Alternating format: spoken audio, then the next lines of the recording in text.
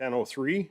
Is there any agenda additions, staff? Thank you, Mr. Chairman. Yes, in camera, Denelda viability. So 12.3. Yes, please. Anything else? Yes, under, just trying to remember where we put this one. I have an update on the water break on 19.5, and I just have some additional information, which council has a copy of in front. Which we have 5.2 is council request. Is that where we put it? Yes. Update on water break. Yeah. That was an addition too. And that's all I have right now. Thank you. Okay. Is there anything else? Councillor Stevens? I'll move the agenda with the addition. Okay. Call the question. All in favor? And that's carried. No public hearing. Our first delegation is at 10:15, so coming up here right away, and it's Staff Sergeant Russell. We have a couple of delegations today. So the first items are number 5, Council's request for information. 5.1, Municipal Airport Resolution. Councillor Nyberg, page 34 of the package. Thank you, Mr. Chair. This one's just more for an update for, do you have the information to bring up, Andrew? This one's more for information in the history of where we're at. So I'm going to guess that it was roughly about 2 years ago, the Reeve of Mountain View County and I started talking about airports and viabilities and who was doing what out there. There is an actual Alberta Airports Management Association. However, they work heavily with the more of the large airports. The rural airports are being left behind. So Angela, through a conversation we had at RMA, started this initiative, and so she said that we would put this forward. The biggest one for us is not necessarily the funding for repairs, because we've of course have done quite a few repairs from the provincial government. That the grant that one is under is it a SIP grant? Yeah, It's a SIP grant underneath the, there's a separate airport division of yeah. that. And I think they allocate like $3 million a year or something. It's not a lot, but it does help. The only problem with it is it doesn't ever address any of the operation funding, and it doesn't address the actual the airport. I'm drawing a blank, but the not the hangars, but the actual airport terminal. So our terminal is, of course, in dire need of some help. We did a master plan 4 or 5 years ago. I think most or some of the councillors may have come to that. And that was done, and of course the town does the managing of the airport. With that master plan, it does talk about terminal upgrades. There is no federal or provincial funding for that we seem to be able to find. And so I think Ms. Albers is trying to just get a cohesive group together here. I'm not sure if she actually had asked us to do a seconder on this. I think she has a number of people that will willing to step up, but she will be bringing it to the Central RMA meeting on the 5th, I think is when it is. Unfortunately, I will not be in attendance to that one.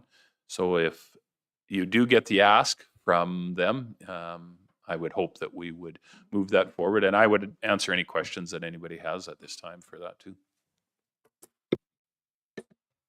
Councillor Gano? So the resolution that we're looking at, you expect to be, this is an older resolution, is it? Or is this the one that I'll see at CMRA? So this is a new resolution. We've just been working on it together for a couple of years because there's a number of things that went on. There is, the airport world is in a unique world because there are 3 or 4 main airports that are, of course, funded by the provincial and federal government, and then our rural airports that are just funded somewhat by your provincial or by your municipalities and provincial government. There hasn't been a real cohesive group to get together to move forward the rural request, and that's what this is about: is advocating to invest and develop in a comprehensive, evidence-based provincial strategy, right? So basically, trying to get us to get our ducks in a row on this one, and I think there is some huge opportunity for this.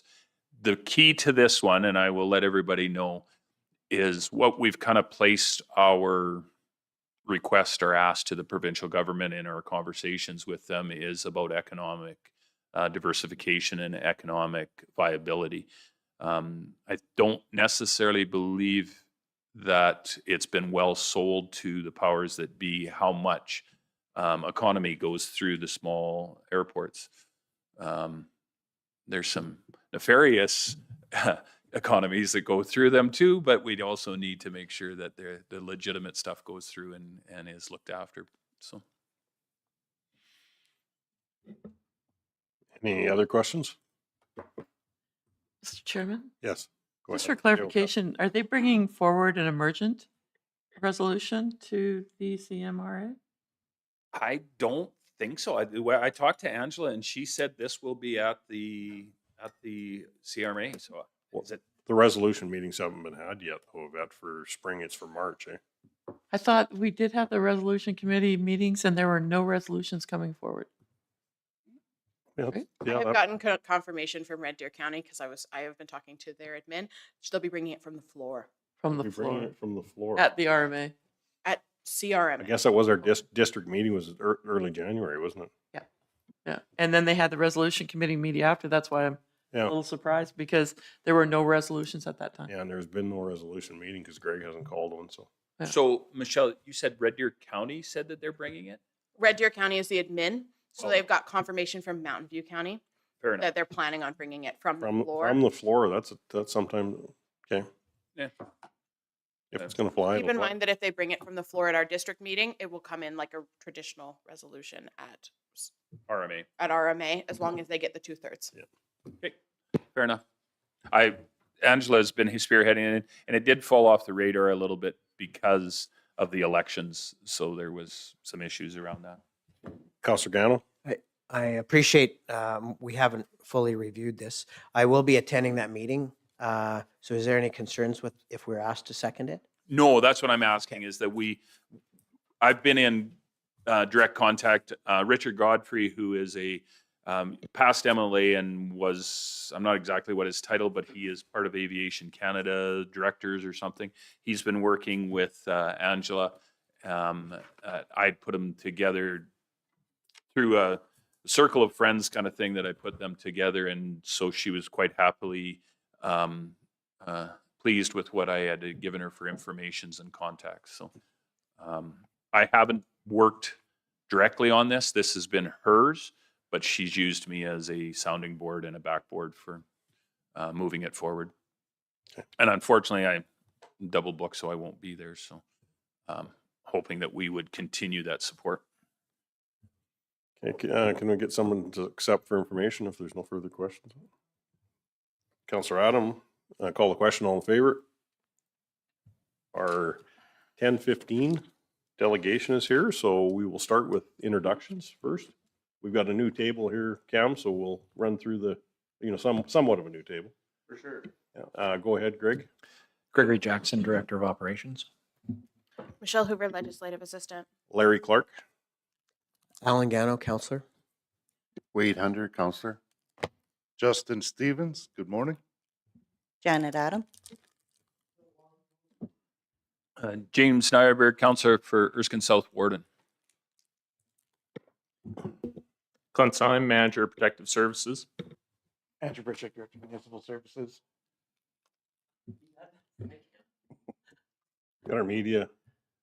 Landon Chambers, Meet you. Krista Cornelison, Director of Corporate Services.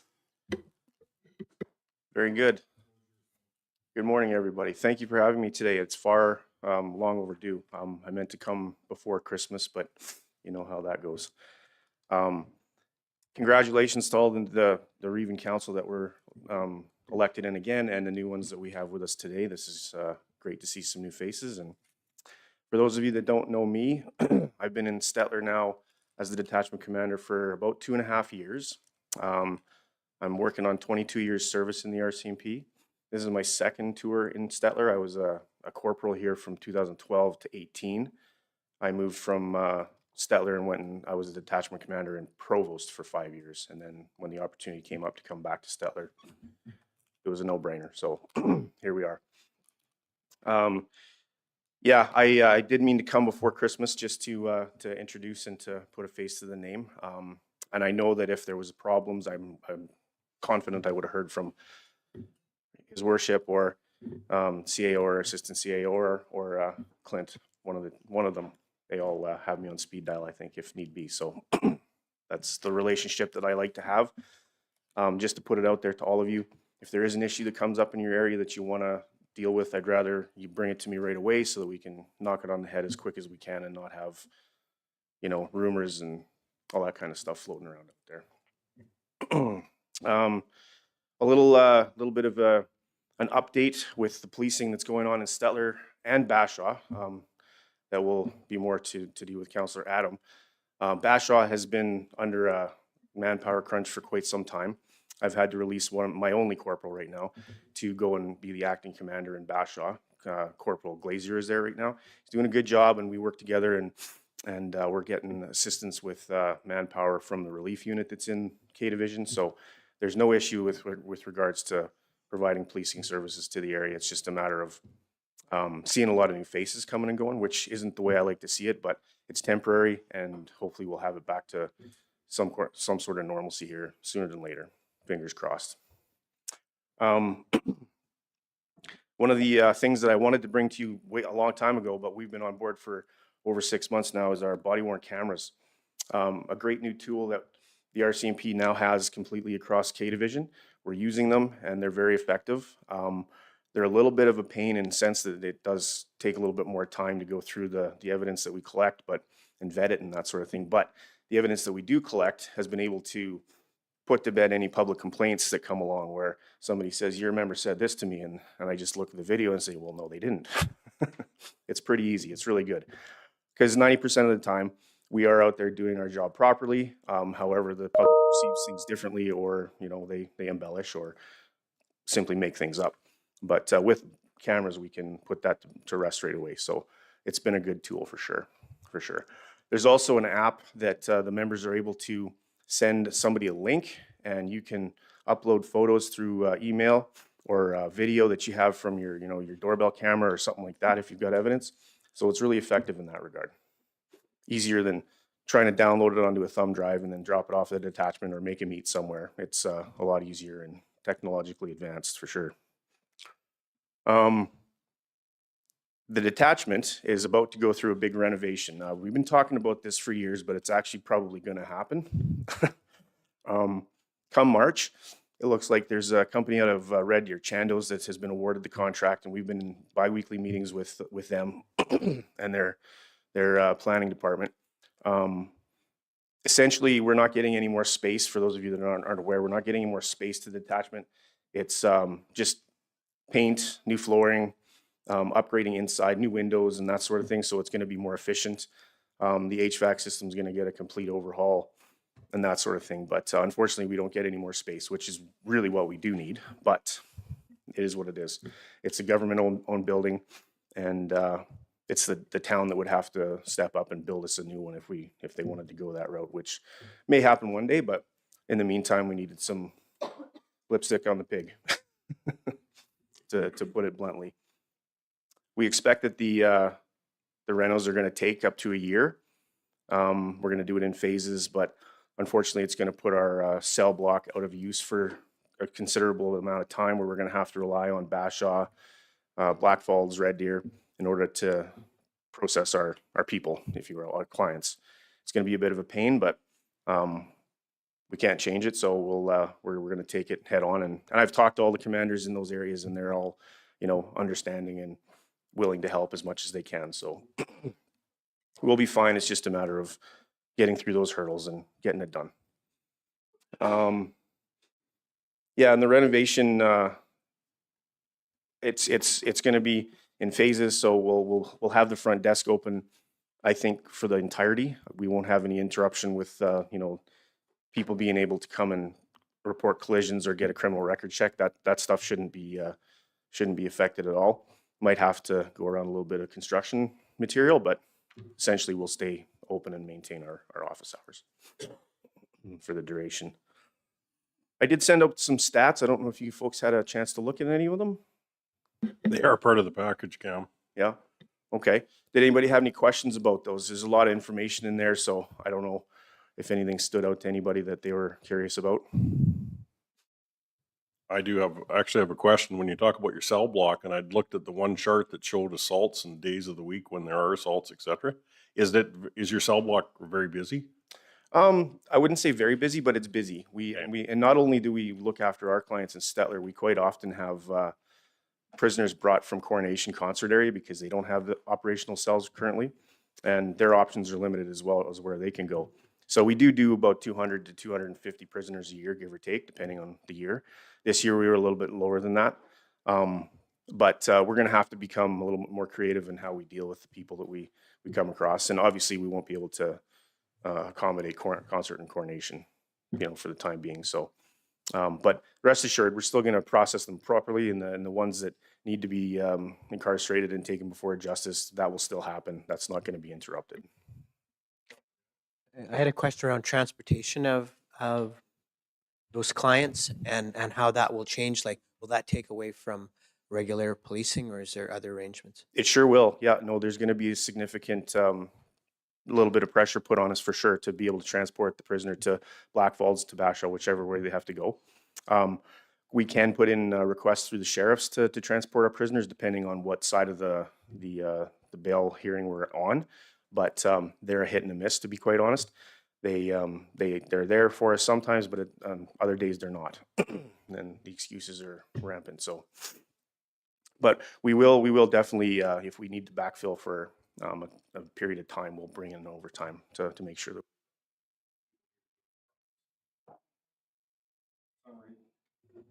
For some reason, okay, it went green again there.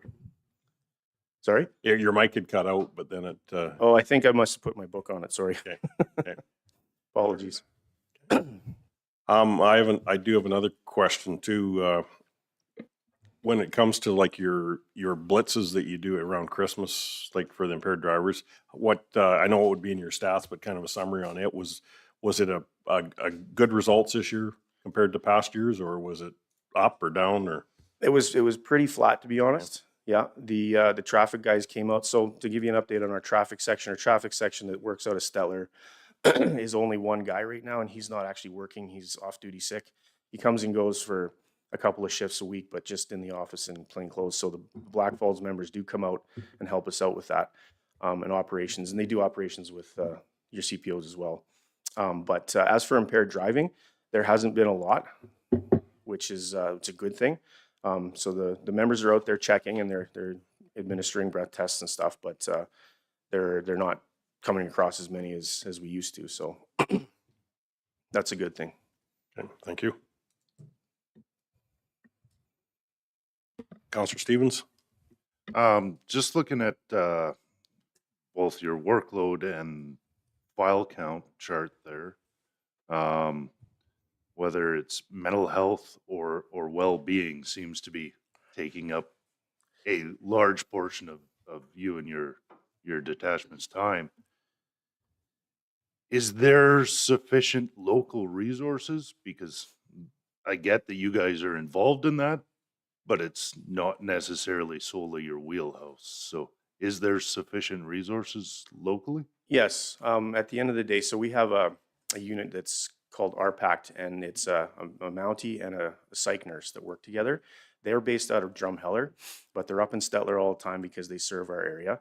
So if we come across, I mean, not for every call, obviously, if it's a mental health call, but if there's a pattern that we see or a significant decrease in behavior, we will engage them and they'll come and do their own assessment. And with a psych nurse, it's much better because obviously she's got it's a she, but she's got the experience and the education to know better about what's going on with this person and how to either get them to a mental health facility or to ensure that they're getting the treatment that they need locally, for sure. So the resources are there. It's just a matter of getting them in motion.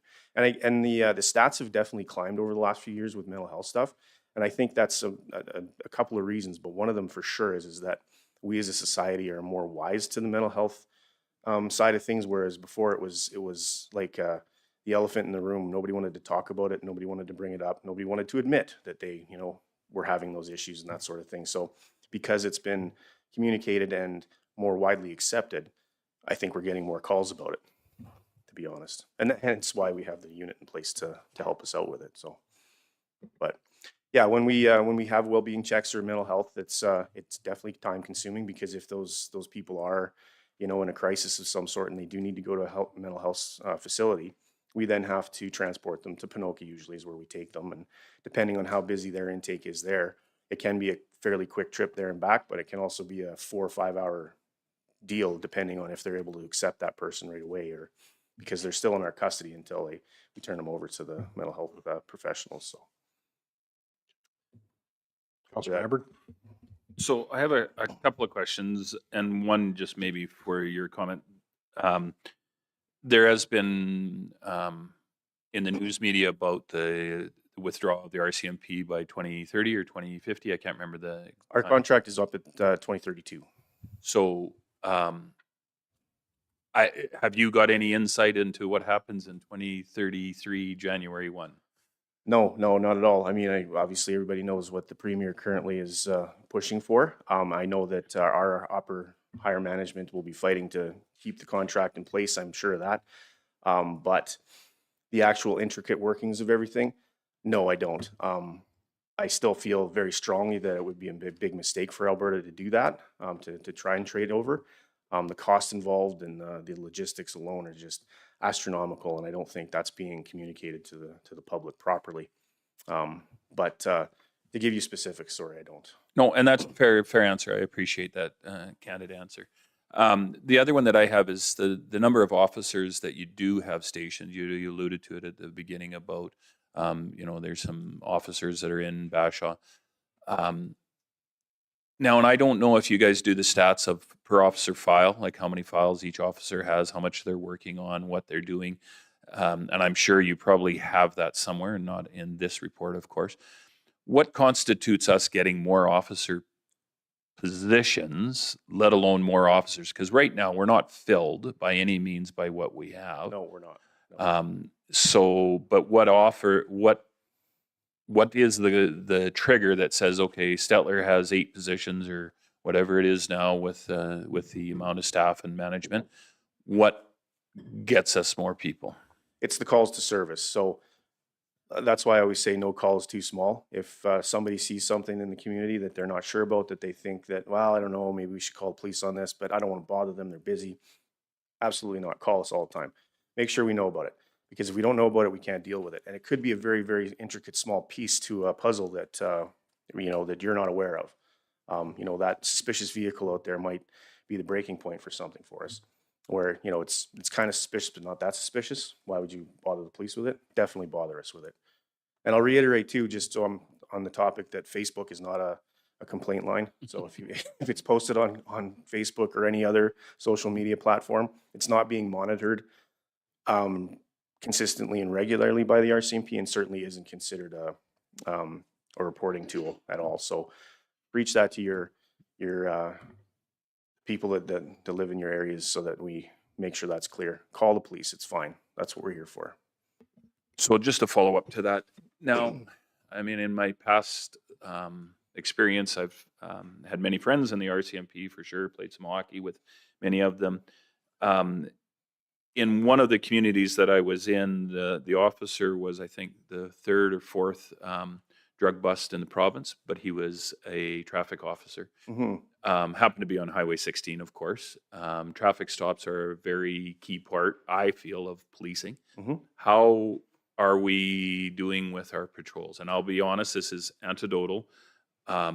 My sightings of a, the Buffalo cab on the highway, I haven't seen much. So Okay, fair enough. I mean, the guys are out there working, but unfortunately, we do have a bit of a manpower issue, which does pull the guys back into the office to deal with the criminality of what we work on.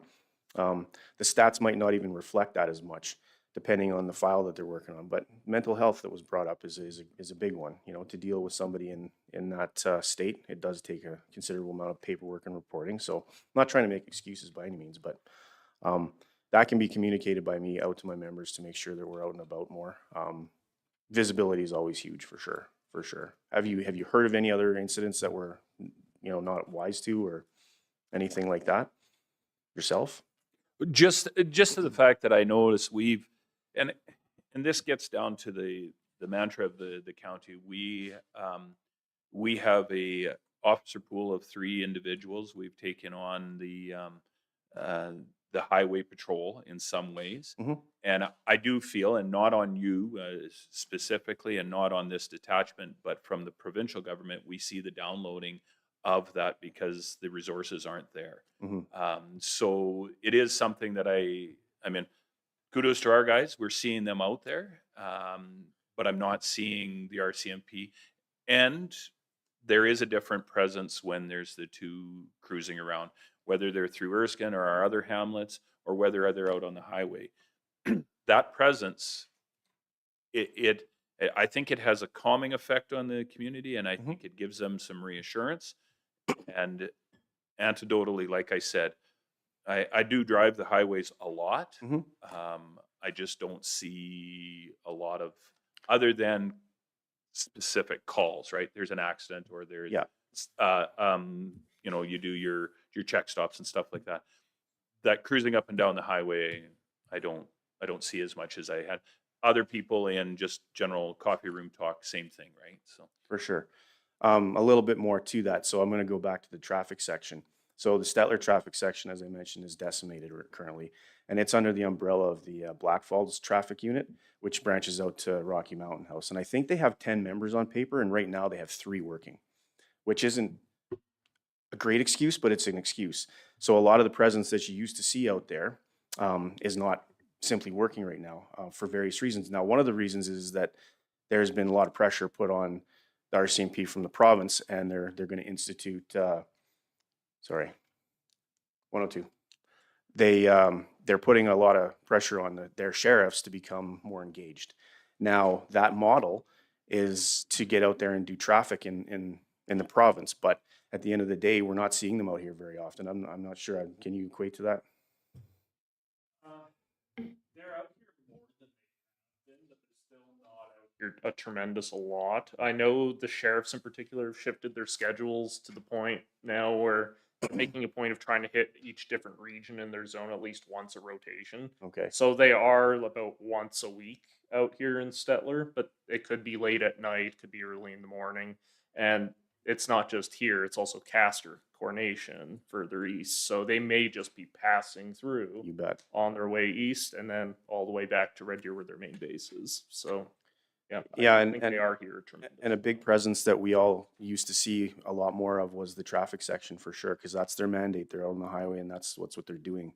Not that the general duty members can't do the traffic work, but again, there's a lot of other stuff that unfortunately ties them to the desk, and they're not happy about that. That's for sure. You can just ask them, but it's the day and age we live in right now. Paperwork. Counselor Stevens?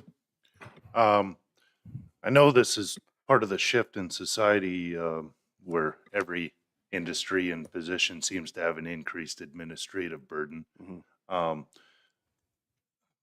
Not that long ago, there was a tweak for reportable vehicle damage, and they changed the price amount. I think it was Oh yeah, from up to $5,000 down. yeah, it's up Yes. to 5,000. Yeah. Has that noticeably changed? How I many wouldn't say so, reports you no. guys- I think we see still the same amount of collision reports. I mean, it takes nothing to be $5,000 damage nowadays. I mean, we all know what parts and labor costs, and we still see a pile of collisions come into the front counter. So this leads up to my question. Is there any tweaks that you would suggest would be welcome to try and ease this burden? Because having an officer doing 5 accident reports after the fact from a deer collision probably isn't keeping our communities any safer. Just to be clear on that, any front counter stuff that comes up, an officer's name is assigned to that file, but unless there's some sort of follow-up required, it's all dealt with administratively. So the officer never actually sees the file. The front end girls, they deal with it all. They collect the information and then they report to the government as needed. But again, unless it's a hit and run or somebody backed into somebody in the parking lot where someone's at fault and need a ticket, then an officer doesn't get involved. So it might see, because of the amount of collisions that we do have, that's tying an officer up the whole time, but that's not totally the case. And I don't even know if I'd be able to break that down for you to give Nope, you a better that- number, but That's fine. yeah. Does that answer your question a little bit? Yeah, I was hoping for something proactive in the sense that what administrative items are you guys doing that you may, That could be taken over by somebody else, is what you're getting at? yeah, like what to get you guys? We have limited manpower. Mm-hmm. We have a ton of staffing issues. Mhm. So is there items that can be taken off your guys' workload to maximize the officers that we have? There can be, and I mentioned it to council when I first came here a while ago, and it's taken forever, but I have a business case forward through our district to have a 4th administrator position added to the detachment, which can then, some of that stuff can be downloaded, because currently the 3 girls that we have working there they're taxed out. They're busy all day, every day. And that's not counting for holidays and sick days, right? So there's a lot of dynamics there, but hopefully in the future we can get a 4th position awarded, which will then absolutely take some of the burden off of the members. That's my goal. That's what I've been doing proactively.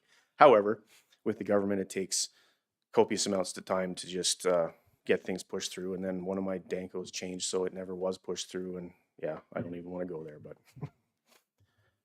there are efforts being made, I can assure you that. Yeah. Counselor Gano and then Counselor Hunter. A couple questions. I'm new, so I'm unfamiliar with the number of positions that we'd like to have here and where we're at. And secondly, does the renovation that you're contemplating include that a spot for that 4th administration person? Thank you. Yes, it does. Yeah, currently we have 3. One is a public servant that's paid for by the federal government, and the 2 others are municipal employees paid for by the town.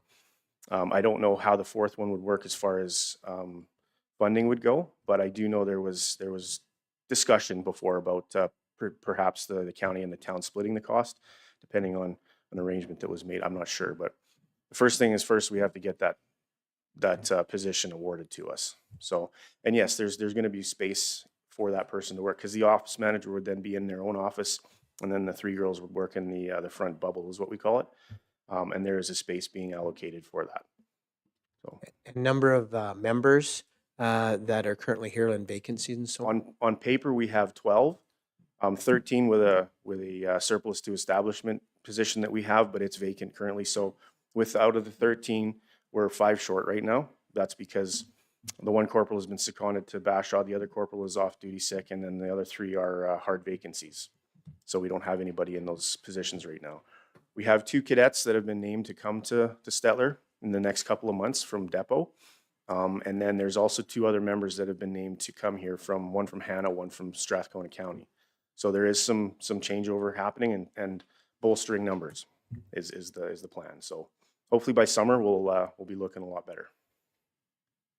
Counselor Hunter. Yeah, just to comment, Councillor Nyberg point on highway, like I mostly drive from Big Valley to Stettler on 56, and I see a ton, yes. Sometimes I think too many, but it's, I do. There's a presence on that highway, and I do travel roads a ton, and I think the presence is good. Okay. And another comment, I know impaired driving's bad, and I don't know where you are with distracted driving and how much that's getting dealt with, but I see it every day. I meet people that they don't even know I'm meeting them. Their heads are down.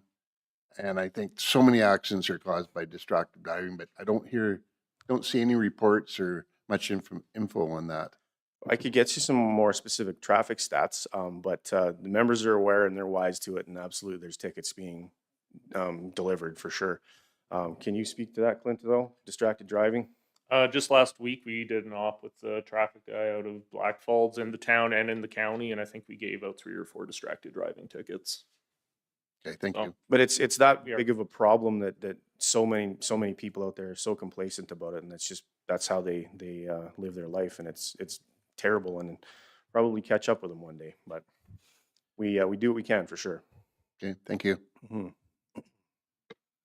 How are your numbers at Depot now? Are you filling Depot up? Or? Yeah, our recruiting numbers are way up from where they were a couple of years ago. I'm not sure exactly what the strategies were that were used to gather some more interest, but definitely better numbers. And there was such a vacancy rates outside of Alberta, and also the looming, issue with whether we were going to be here or not. For a couple of years, we didn't see very many new cadets coming from Depot. They were going elsewhere in Canada. That's now changed, and they've recognized that they can't do that, and we need people to come to Alberta.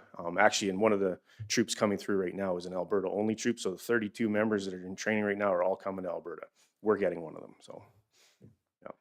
And one other question is as far as community policing, how are you seeing us compared to your counterparts when it comes to rural crime?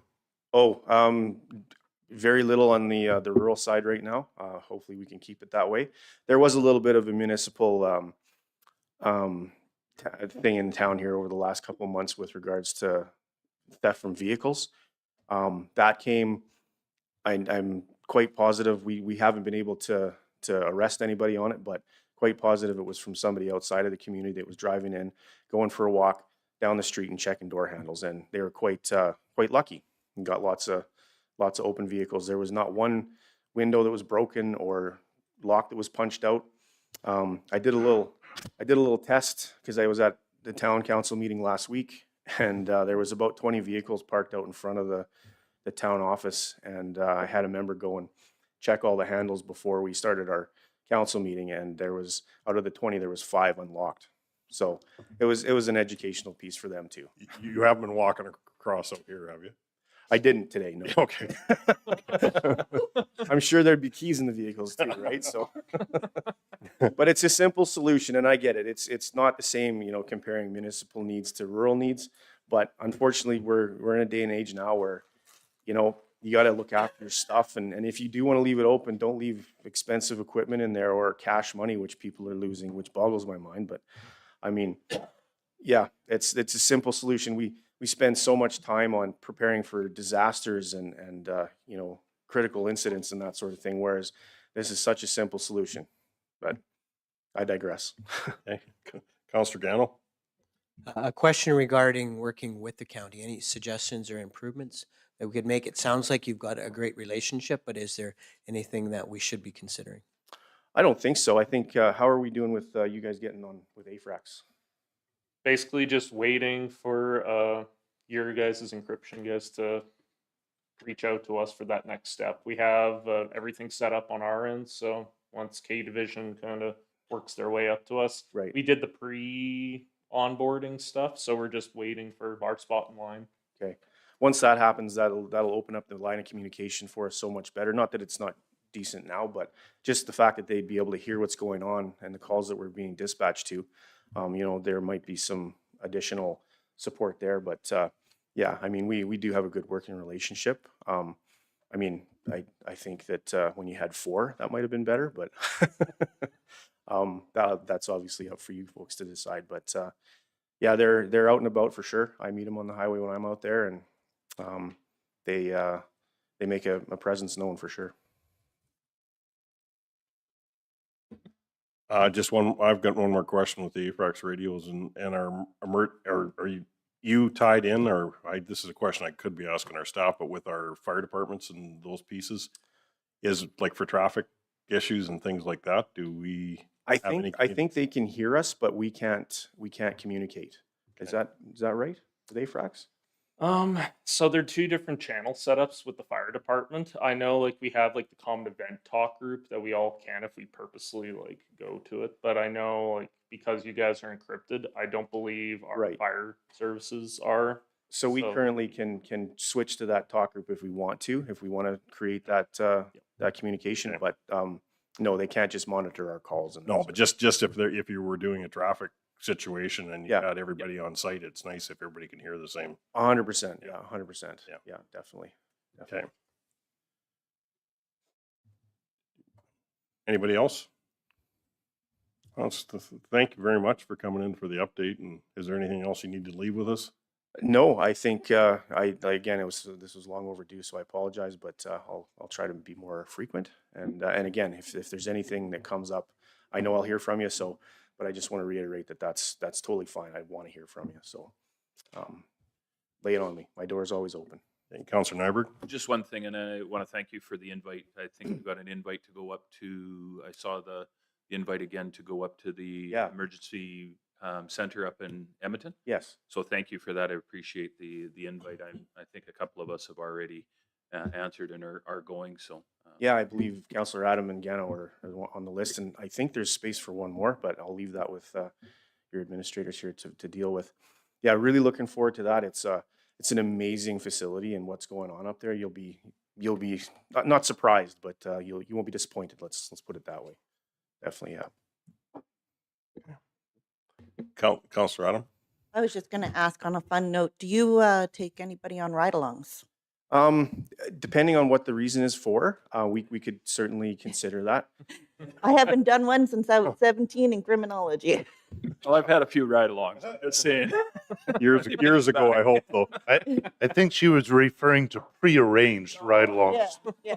No, when you're in the front seat, not the back. We certainly can look at that if you're interested in one.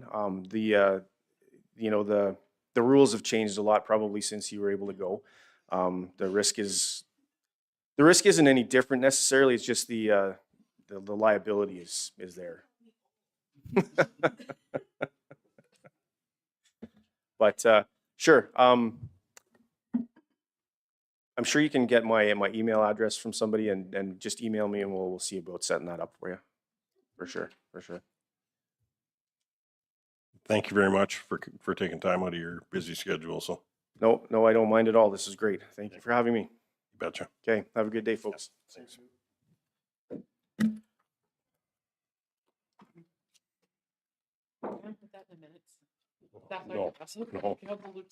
No, please don't. Okay. Those updates are always welcome, especially when it's a good news story. We've had many meetings in the past with the sergeants and staff sergeants when it was not such good news, eh? Okay, council's request for information 5.2. Update on waterline break. Councilor Gano, it was an addition, page 48. If you'd all look in front of you, the update is Paper physically form? in front of you. Yeah. I thank you for pulling this together, and the update that's on the bottom is exactly what I was looking for. So it looks like installation, about when would we have done that? 2016. Okay, so in 16, it looks like we used maybe some incorrect material, and that was what we're, We believe that perhaps the contractor might have maybe dropped some stainless steel nuts and went back to the truck and got different ones. But okay. the soil is very, I would say, acidic out there. So it has a habit of rotting things off. Also, with water lines, we're boring them more and more. And one of the things we saw with Shirley McClellan, even though these lines have a 75-year lifespan, or supposed to. Within the first 5 years of Shirley McClellan, the Eastern first phase one, we were dealing with breaks, and it was basically lines that were up against rocks.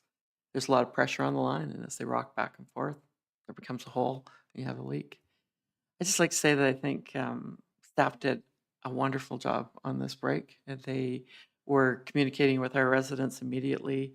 No one was really inconvenienced, other than you couldn't go to the tap and turn it on for a few hours out of the day.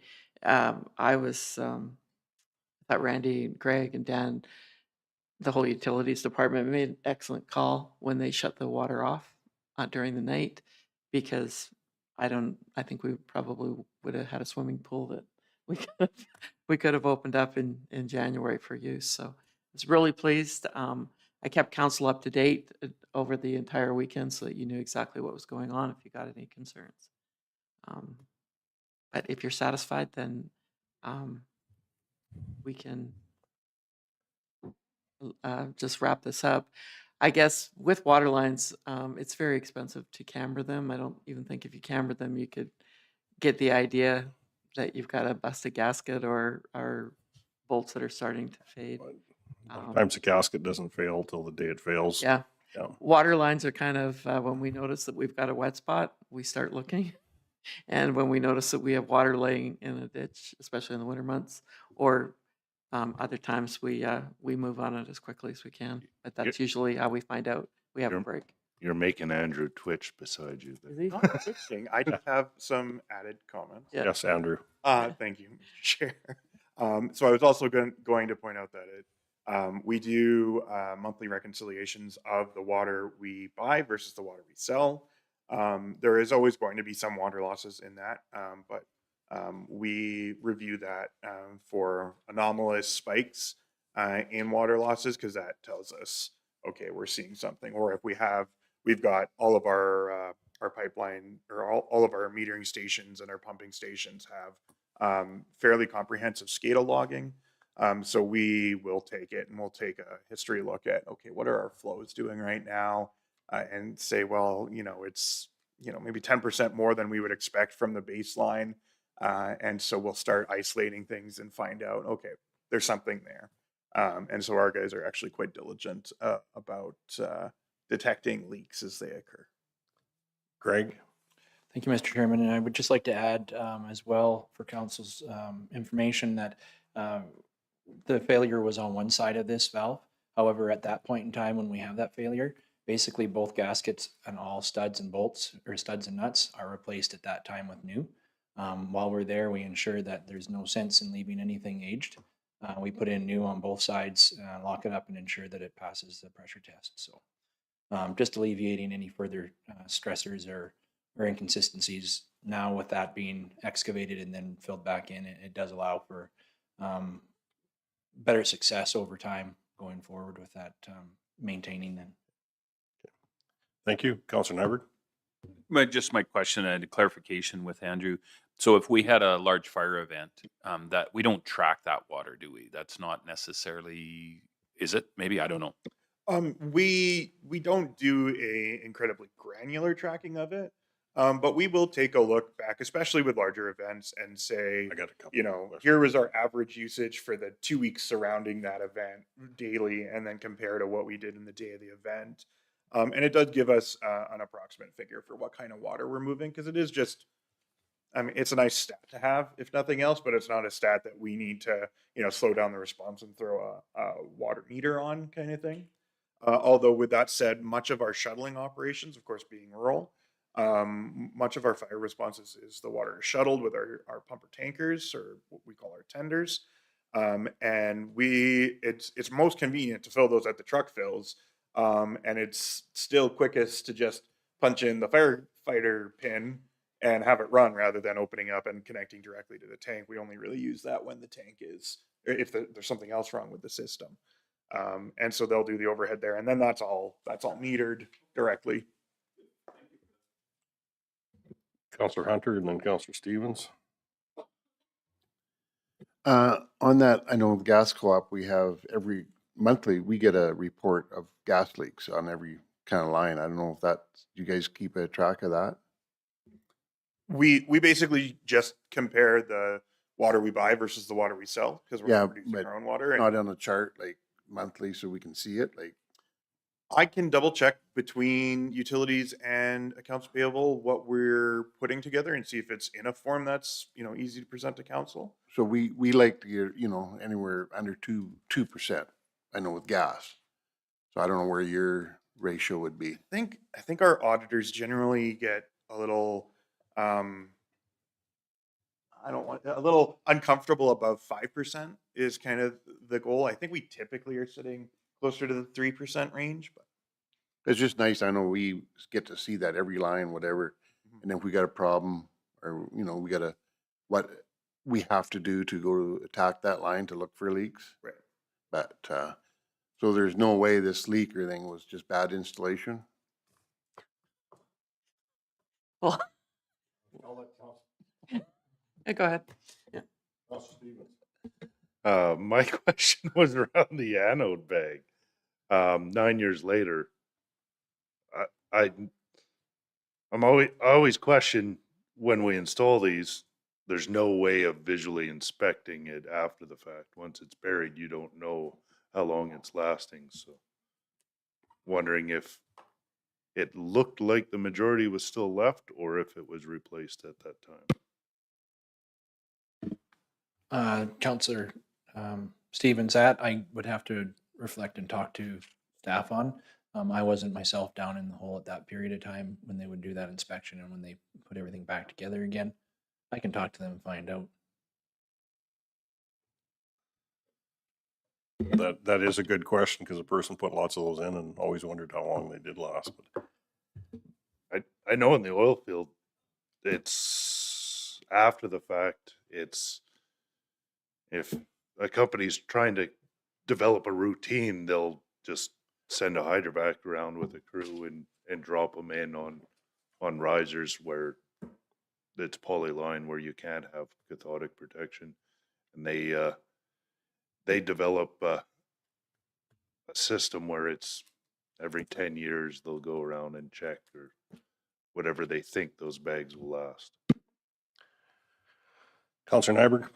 So actually, to both Mr. Hunter and both Mr. Stevens, I like the idea of having some sort of checks and balances. Water is becoming, and infrastructure is becoming a major issue in some of our major cities. I would dare say maybe a downfall of some large cities' economic development. That being said, do we have a very stringent look at, like, how old is our infrastructure on some of this stuff? I've been on council for a very long time, but when was the first pipe put in, and when are we going? This infrastructure is going to have to be replaced eventually. Probably, I mean, we're looking right now, when we do the financial statements, we're looking at a 40 to 75-year lifespan on the Shirley McClellan. The oldest infrastructure that we are dealing with in the county would probably be Gadsby. It'd be Stettler to Botha, and then about And, 15 years it would be Botha on that system, and then because it would be 40 some years now. yeah, and Botha. Indiana, which was put in, irrigation, it was put in. We have replaced the distribution lines in Bymore except to the school. And Erskine, we just did a few years ago. All the rest of we don't have a lot of distribution systems out there. So actually, our water infrastructure is very new. Our wastewater infrastructure is fairly new, but there is a couple places where it is starting to age. And I would say one of our probably oldest wastewater systems would be Erskine, maybe Bymore and Indian. And Or Bymore, not Indian. Yeah. Botha, we did change. There is still some clay tile pipe left in Botha. Yeah, we did three But we streets of did 3 streets of it. wastewater lines in. So just to clarify, Mr. Clark, you said the line from Botha to Would be- Gadsby, would or be the 4 Gadsby from Stettler to Botha is 40 years old. Yeah, it would be 40 to 40 plus years old. So what is our expected lifespan to replace that? Are we going to be, On the pipe itself, I think that's a move that continues to move down the road, but you could have flanges and valve systems, depending on how they were put in, what's happened to anode bags. I know one question I asked, because on gas, typically they used to use a Denso wrap on any of the steel you buried because of even the static electricity created through the plastic pipe. So maybe that's something we need to talk to our engineering on go forward, and to check it after, how do you check it when you just got an anode bed versus something that's induced? You can check your induced when you're putting current to it to see what it's drawing. But these beds are just buried, so it's until you dig it up. Like as Councillor Stevens suggested, it's going around with a hydrovac and putting a new one in it's basically you're replacing what's there versus checking what the status of the other is just because it's easier. Well, and I to get to Mr. Hunter's statement or question is, I see that as a good checks and balances. If we start to see a trend of a certain line that is all of a sudden we have failures on a regular basis, that would trigger us to go, okay, we need to pay attention to that. There's totally different regulations though. This is something that when you come from the oil field or a gas distribution system, the government is also telling you what the allowable losses are. I think accepted allowable losses on water is over 10%, isn't it? I think generally in an urban 10 to 15% is not uncommon. Which you would never. Yeah. You produce salt water down a pipeline and try to get away with a 10 to 15% loss. It just doesn't work. And I'm okay with that. It's just I think I understand a little bit where Mr. Hunter's coming from, and the fact that there is an opportunity if we watch trends that maybe we could avoid a major issue later on. That being said, that if we're seeing the trend, again, that's where we should focus our cathodic protection checks and do that. That's just my thoughts on it. I'm not. We've got a hand up of a counselor that was a corrosion specialist too, so we'll maybe Counselor Walker. Well, usually there's rectifiers and they're checked quarterly in the oil patch. And if these don't have that. Yeah. But having said that, I also worked on water lines in City of Medicine Hat, and they're a low risk other than the cathodic, which isn't really, but most of the failures are from, like, there's cement line steel there, this plastic. And on the gas side, after 15 years on a steel line, that's when your risk assessment will climb. So you got to do a little more preventive maintenance. But on water lines, it's quite low. They like the risk assessment. And the ones that were failing in the City of Medicine Hat were cement lined, and what it was, just the temperature change and the flow just wore off. The pulsation. Yeah. Also, Mr. Chairman, that water loss is the flushing that we do is usually included in that. So that's different than a gas line. One of my favorite stories is we had a leak in Consort, and the guys isolated it. They kept telling Consort that they had a leak. Consort, they wanted us to calibrate our meters every month, basically. Stood their ground and said there was no way. And anyway, they paid for the water, but one day they woke up and their back alley had caved in. Yeah. The sinkhole demonstrated where the leak was. It was very indicating because we had held fast that no, we've calibrated the meter. We're certain you must have a leak. I do have a question on our system though. Mm-hmm. There was 4 users on this system. Is that deemed, when it comes off of our system, is it deemed as a trickle system, or is it deemed as a pressurized system? Those are all trickle. Because if they're trickle, as far as even maintaining water for people, they should have about at least a day plus worth of water in their tank.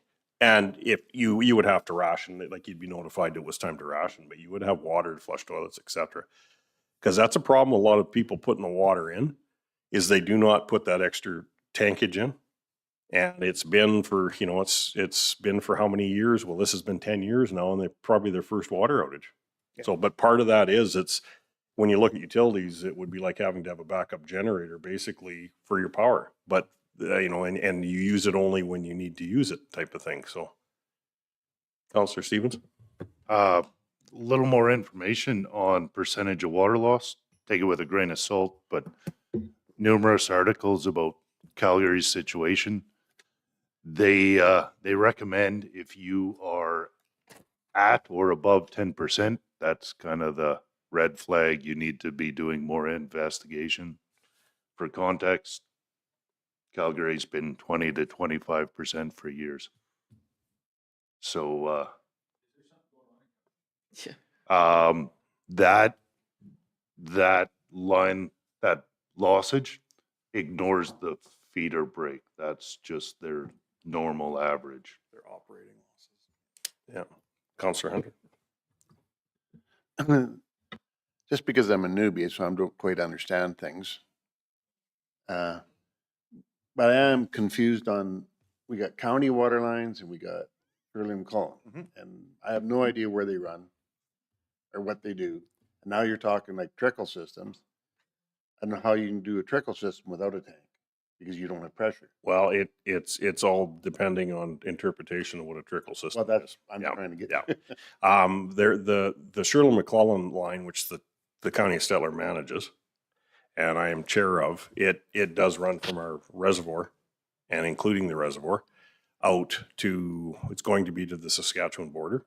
So through the 3 Cs and out to the border. A line runs north to Denelda, and I couldn't specifically tell you the route because we were talking about that when we were in MPC the other day. And then the one to Big Valley also runs directly to the town of Big Valley. So that's would be your main deemed as they're transmission lines. Right. And anything that comes off of that is a distribution or a feeder line. So every municipality line you cross, they have their own distribution system. So Shirley McClellan does not sell water to individuals. They sell water to municipalities or the partners that are on that commission. So therefore, if it comes off this line that runs to the shop off Shirley, it would be the county of Stettler line as part of our distribution. And those people coming off that distribution line are deemed as the trickle, like anything that I've ever dealt with the end user off of the county systems, other than the line to brownfield. The line to brownfield is deemed as a pressurized system, which creates a lot of issues.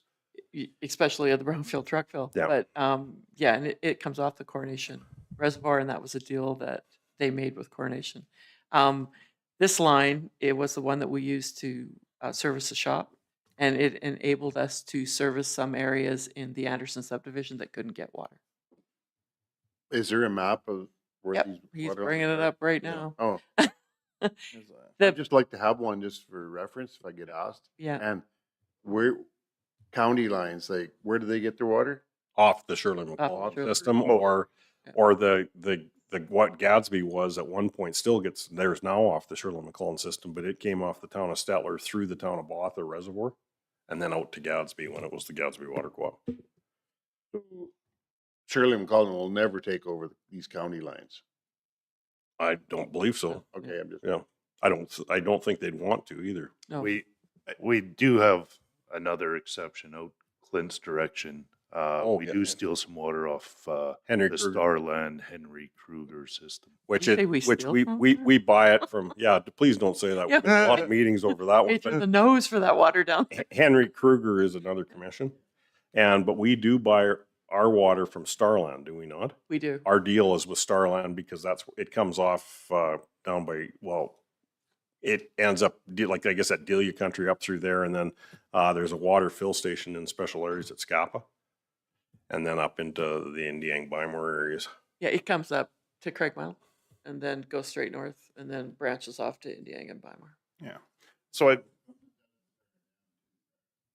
don't think so. That would be part of Starland. That'd be though. Starland. Yeah. So just up on the screen here is roughly our water systems. So the blue ones, those are the Shirley McClellan lines. They're owned and operated by the commission. The county, of course, contracts both the administration and operation, so it is the same people. The orange lines are our constructed county lines. So that's where we've actually got rural water. And then the green lines are some of the projects that council has either identified themselves or that have been requested by ratepayers that we've not yet been able to fund for construction. This stuff is what we refer to as the Gadsby Phase 2. This stuff is the Gadsby Phase 3. And this is the Wolf Hill extension that we talk about. So we do have a few projects sort of lined up, ready to go when the money's there. The yellow lines are supply lines from other municipalities. So the yellow line, that's out to the water treatment plant that the town of Stettler runs. The slightly lighter yellow line coming up from Craigmile is via Starland. This little red line is a proposed line that Paint Earth would benefit from if they were to partner from us on the Gatsby Phase 2. And there's been a lot of discussions about that. And then this purple line up at the top that was showing tendered but not yet constructed, but that is now built. So that is what we've been referring to as Phase 7 with Shirley McClellan. It's the Balf and Roseland line, and that is Shirley McClellan's. And then you'll see all the way east in Starland, as I've got some other layers on there, that line is In special areas. yeah, it has just been tendered. Construction's just started on it now. And it will literally be within a few hundred meters of the Saskatchewan border, which we think is real. And you can print that copy for me? Yeah, we can get it. I think I've actually got a version that shows that And as well. like, well, I talked to Larry about that up at Gatsby. There's some of the That's, people jump me about. but that's as we go through we've got a strat Okay. plan date coming forward, and that's going to be one of the big topics on it. For funding, that's what's holding us back. Yeah, it's fine. It's expensive. Yeah. Oh, yeah, no. Yeah. But when I didn't have an answer for Yeah. it when they jumped me about it. Yeah. When we originally spec'd Gatsby 1, 2, and 3, we could have did it. Then we got hit with COVID. Then when we got back into the construction season, the costs almost 5 times what they were. So we put Phase 1 in. We're working hard to get Phase 2 in, and then Phase 3. When we tendered Phase 8 of the Shirley McClellan line, the tenders came back way better than we expected. I wouldn't say 5 times less though. No, definitely not. But we seem to not be in that same brutal pricing hump that we were in with HDPE pipe. That's what was killing us in COVID, just because the supply chain broke down so much. And it took a long time for that pricing to correct. Councillor Adam? I was going to go back to that thing of people should have a day and a half of rationable water. I'm wondering if, because a lot of people aren't accustomed to that situation. Yes, there's water you can purchase, but maybe we need to put something up on Facebook or on the website of information on this, especially when people don't think of what's in your holding tank of your toilet, which doesn't sound very appetizing, but that is fresh water, and a lot of people put chemical in that to keep their toilets clean when they flush.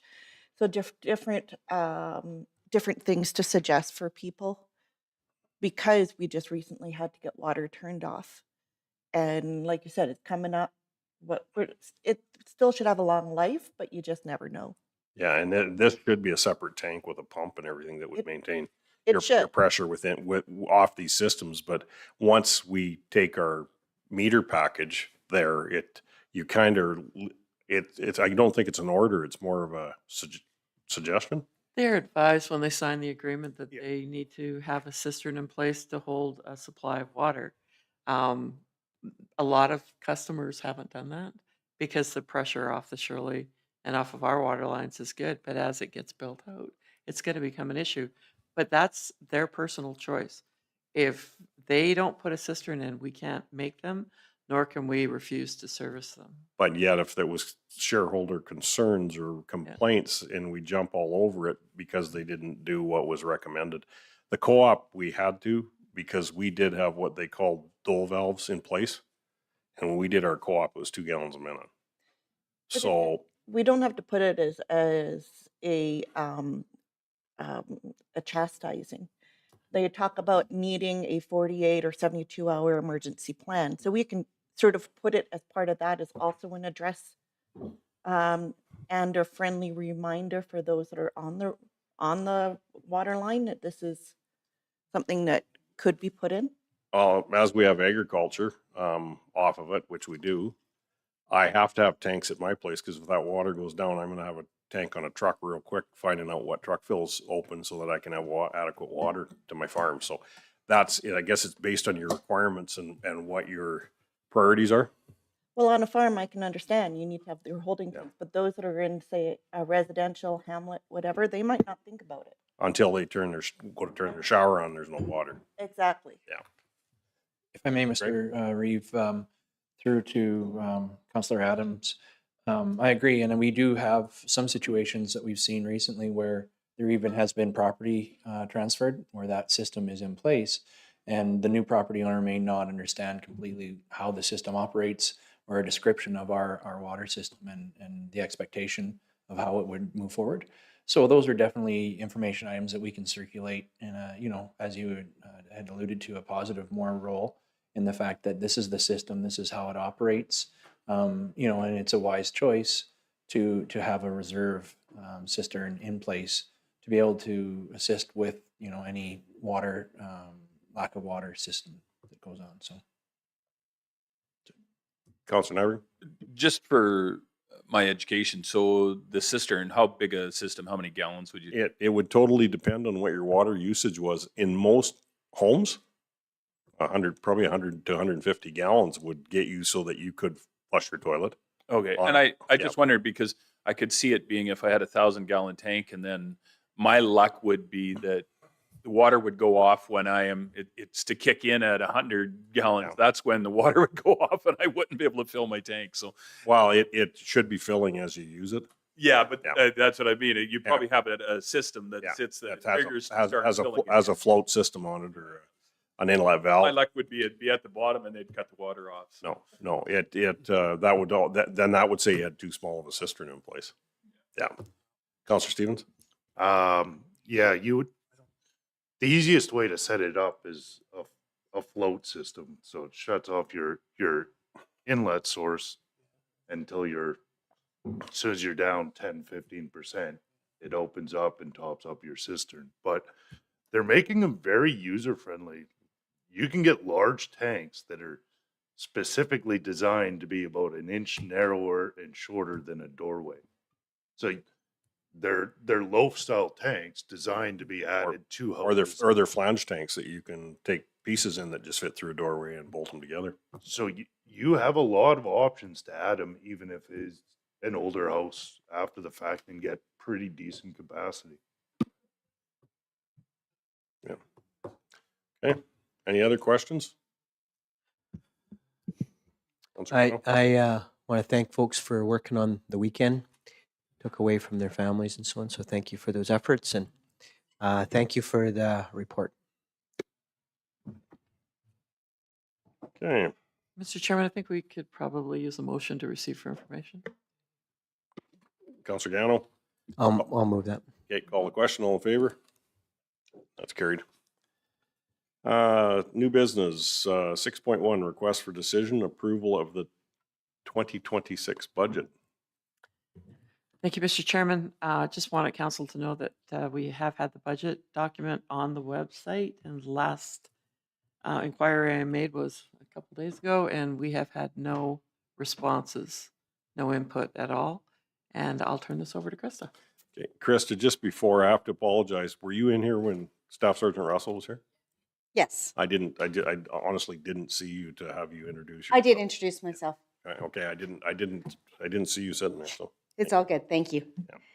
So before you have the 2026 to 2029 operational budget and the 2026 to 2031 6-year capital budget.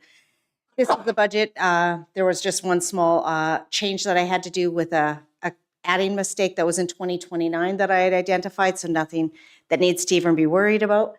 And this is just the budget that we presented in the public budget presentation. So I'm looking for approval today. We will be bringing back a revised budget once we have school requisition numbers and all of our assessment numbers, and that will come to you either in April or May. I'll open for questions. I do have a question though, and I have brought it up to the CEO. I just want to make sure in this budget, we've been having Traco issues. I want to make sure that's fixable. It is a very important piece of equipment on our construction, for our construction seasons on so many different fronts. I just have to ask that we're not, like, to meet numbers, make numbers balance if we are covered for the year, or we need to be planning to replace that Traco. Yeah, so we are working on the Traco. I think Greg could probably comment on this, but I think it is up and running. They've been trying some different things. it probably is slated for replacement, but we think we can get through the rest of 2026. If it does break down and we have a major break, we will come back with options, either a rebuild, a purchase, maybe we finance it.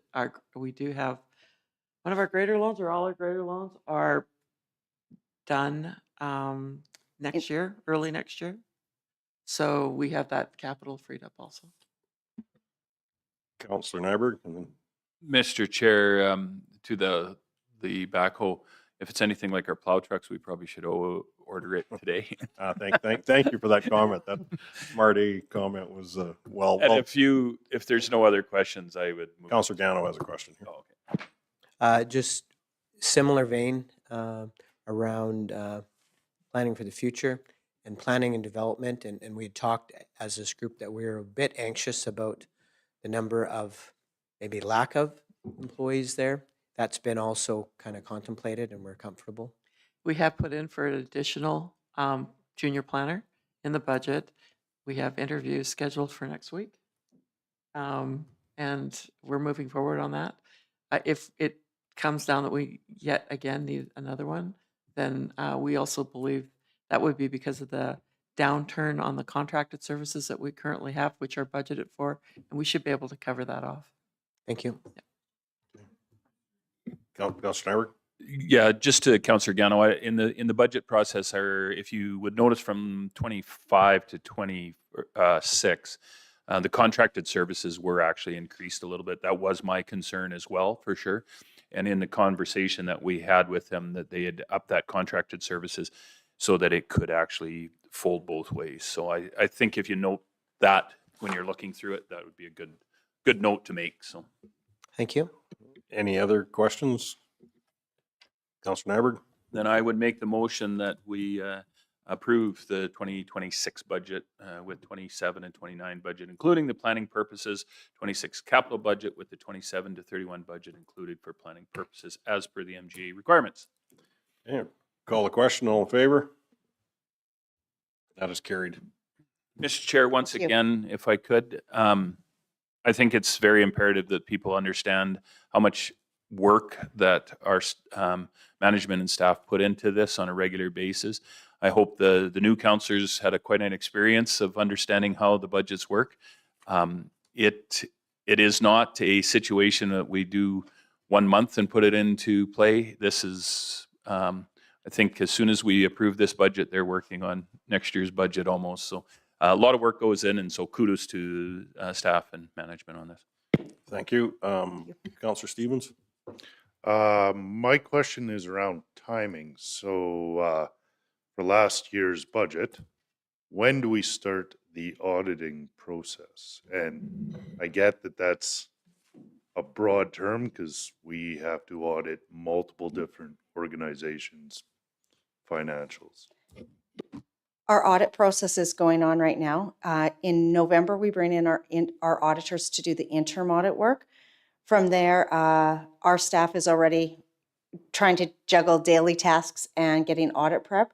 We have auditors rolling into the office. I believe it is 3 or 4 weeks, 3 weeks from today. So our auditors will be in doing the financial statement audits for county, waste, and the Shirley water line. And then in ambulance will be in May, typically they're in.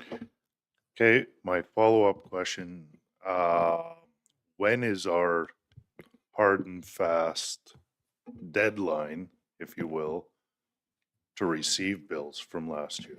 Do we have a strict deadline or? So for 2025, if somebody is sitting on a bill, we do have a deadline that just for processing purposes, just in the way we handle them. So we cut them off in the middle, about mid-January. From there, then we just take it to a different process and we handle it in a different manner. We do not want to see any 2025 invoices hitting our desks that week before the auditor because we're already finalizing reports, grants, information that's going out to departments as well. So we have that stuff done. Every once in a while, there is something that has gone through that we find a receipt that somebody wasn't aware of, and it never fails that we still have to accept it. In the event that something never got sent out to us and it comes well after the auditors are in that case, if something like that happens, we end up basically putting it as the current year expense. I think that's only ever happened to me to that extreme once in 19 years of audits. Thank you. Do you have some hidden receipts that you need to submit? Because I'll talk to you later. Okay.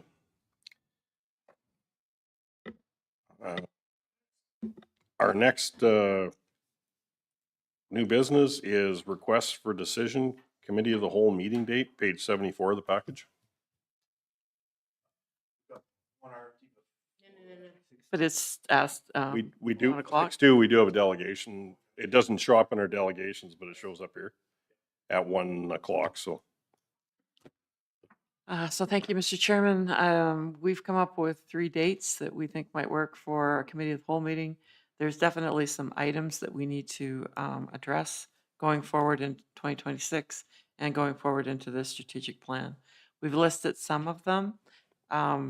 Kara would like to take the opportunity to do the health and safety annual update for council, water hookup fees.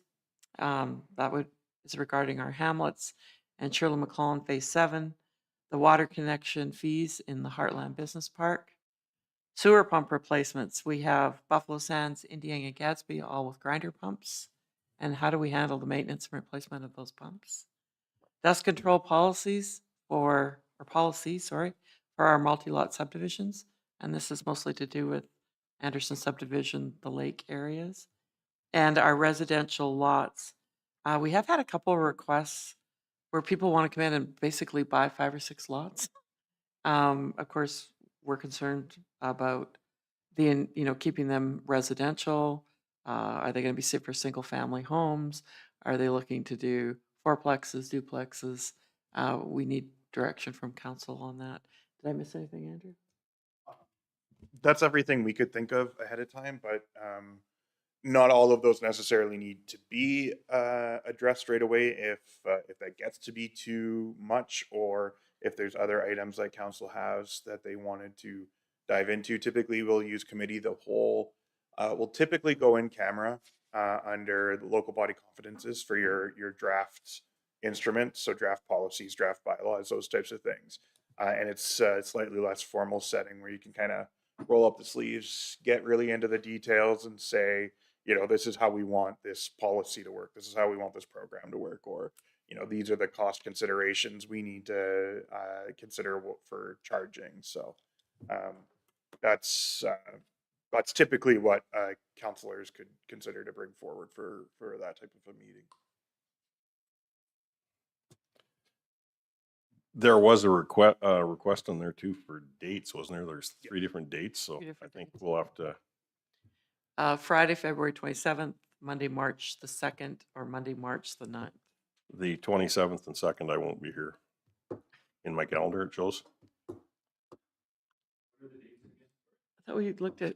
He updated his calendar after I. Oh, he did he? Okay. You can blame my calendar too. Yeah, any date works for me.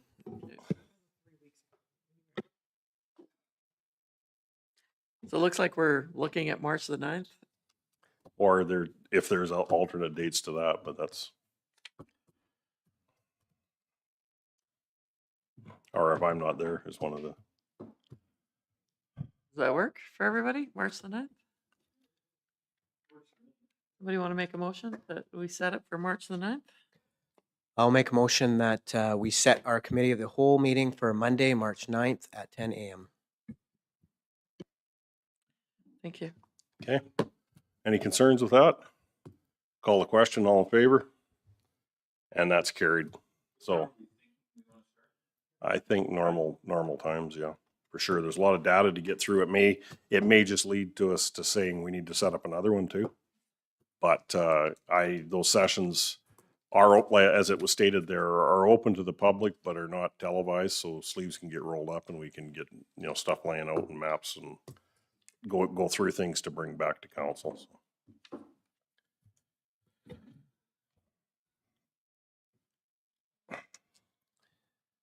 Okay, under agenda, okay, under agenda items, we did have our one in-camera session.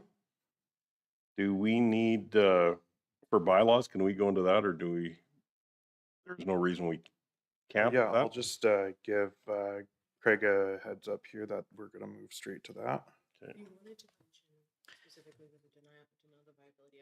I think the agenda Was it- item for the update, it's, if anyone wants to give that update, that was gonna be a Okay. standing agenda item.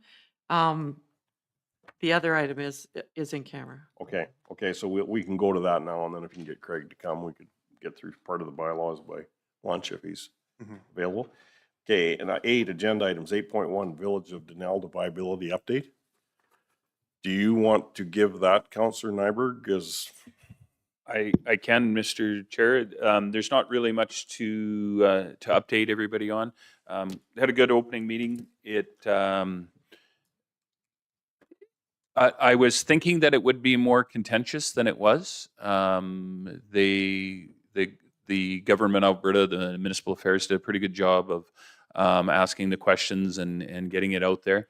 This was more an information session right now. What's the next steps going to look like? Not a lot of participation from the county in this one. It was just observe more than anything. The RMA had a representative there. Josh Bishop from Wetaskiwin was there. And then, of course, the whole Denelda Council was there, which was good. About, and help me out with this, was there 40 people maybe? 30-ish to, Yeah. if you didn't include Yeah.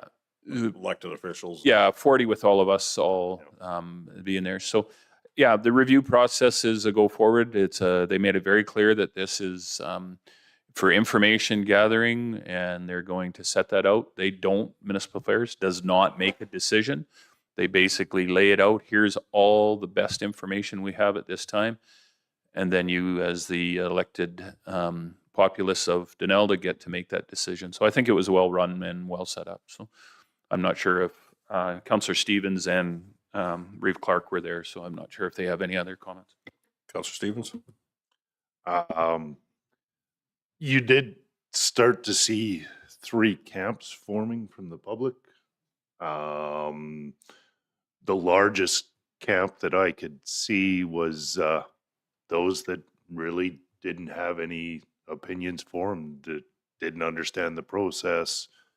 I would say the wanting to remain a village or dissolve camps were the smallest of the 3, would be my lay of the land.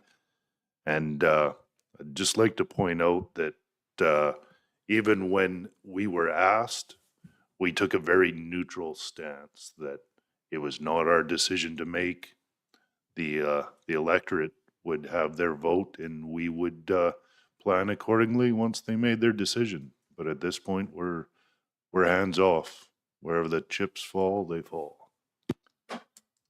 Yes, and that does summarize it fairly well. I sat through, for RMA, I was the RMA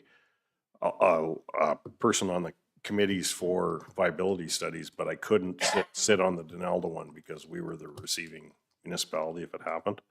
So I sat there as more of an observer and had Josh come. I did sit through one for Cremona and Mountain View County yesterday, and it was, I have to say, it was very similar. The meeting was different facilitators from municipal affairs, but as far as input from the other municipalities was very minimal. And it was more of a what happens, what the questions were, and what the rules are go forward. So, Councillor Gano.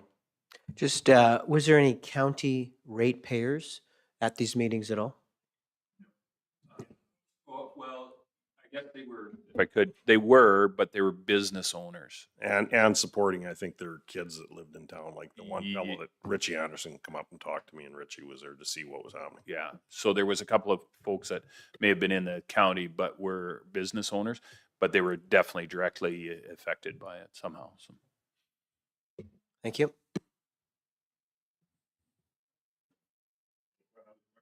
Any other questions?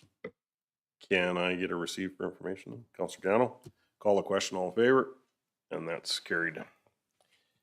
Okay, into our bylaws. Bylaw 9.1, 1758-26, road closure for Gibson Avenue, page 76 of the package.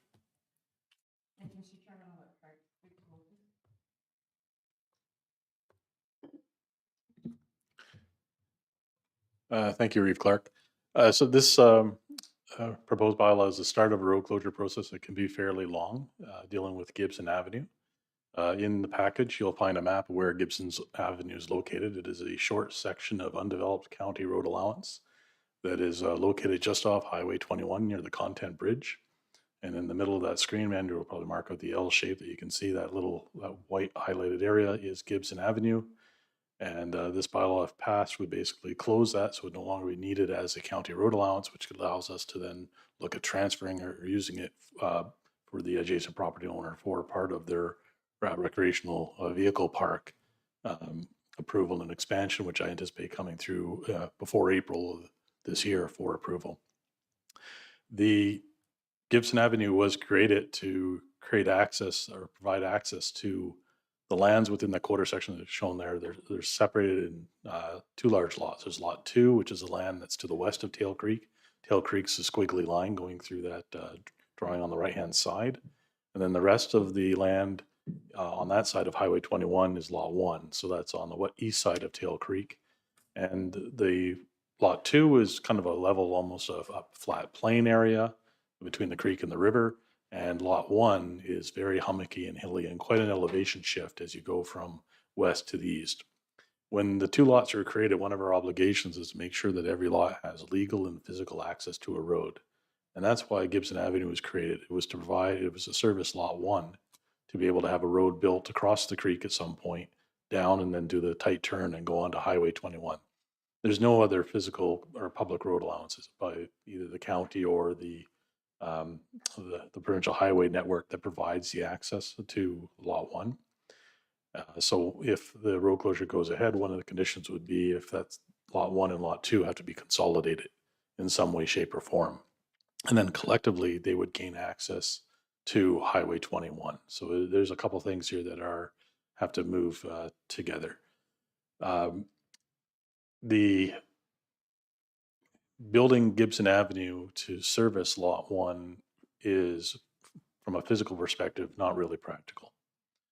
You start with a tight turn coming off the highway, then you go up to the creek, you have to bridge the creek. And then as you go northwards, you have to figure out how to crawl along a ridge with the creek at the bottom and then bank to the east to get a road up until the upper plateau area. Maybe we can go back to the air photo, Andrew, we could show. So this is what we're referring to as the upper plateau area, where historically there was some intent of development, and that was removed back around 2010, 2011. And then the parcels were subdivided into the two large blocks that you see.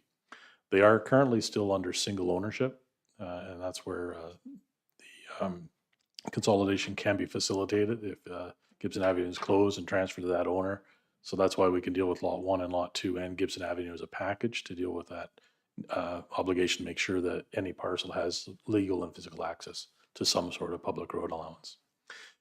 The process to close roads is a long one. I mean, we'll just spend a few minutes on that, Reeve Clark, for those that are new to this. It does start with council kind of launching the process in a typical bylaw. That's one before you, first reading. And if council grants first reading, we then have to go through set circulation requirements. That means we send it out to utility companies, we send it out to adjacent landowners, we send it out to neighboring municipalities and other parties, in this case, Alberta Transportation as well, to get their feedback. We also have to hold a public hearing before we give, well, so usually after we've done the notification, so typically 30 days or so down the road, for anyone who feels impacted by it to be able to come and present directly to council. It's so our easiest is to match that like we do for a public hearing for a planning matter. After that, council typically has to make a determination on whether or not you wish to proceed. And if the answer is yes, then we send it off to Alberta Transportation for their more detailed review. And we can't move on to second and third reading of the bylaw until the Minister of Alberta Transportation and Economic Corridors, with the advice of their staff, has looked at it and decided that it is suitable for the road to be closed. Assuming the answer is yes, that will come back to council for second and then third reading. So that's a little bit longer than our average bylaw to go through all those steps. Best case scenario, it's maybe 4 or 5 months. Worst case scenario, it's 8 to 9 months. So this, just to get a sense of the process, these things aren't taken lightly, and they do take a while to go through the overall steps.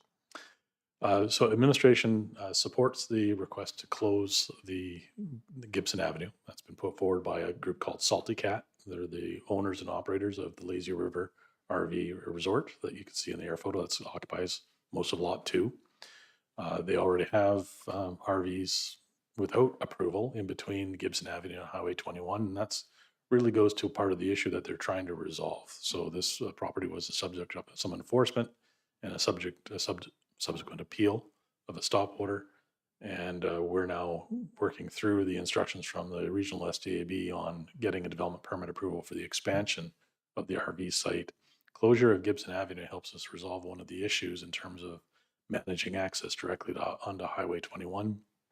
It also gives us an opportunity to remove a road segment that would be difficult to build and difficult to maintain and not necessary.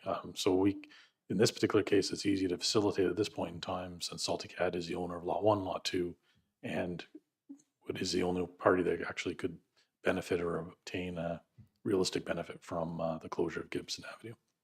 So with that, Reeve Clark, I'd be happy to field any questions. Councillor Nyberg?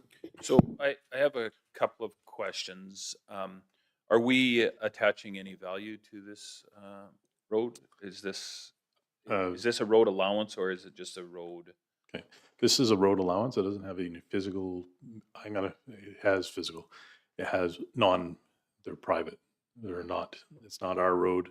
They've actually put utilities kind of across the road to get to the RV sites, but those are not our utilities or any public agencies' utilities. So we don't have any physical investment in this segment of road as of yet. But it is our property. It is, and the question of value for consideration is an in-camera item that's slated for later in the agenda. Fair enough, and I respect that. That being said, now there has been some issues with this individual organization of non-compliance.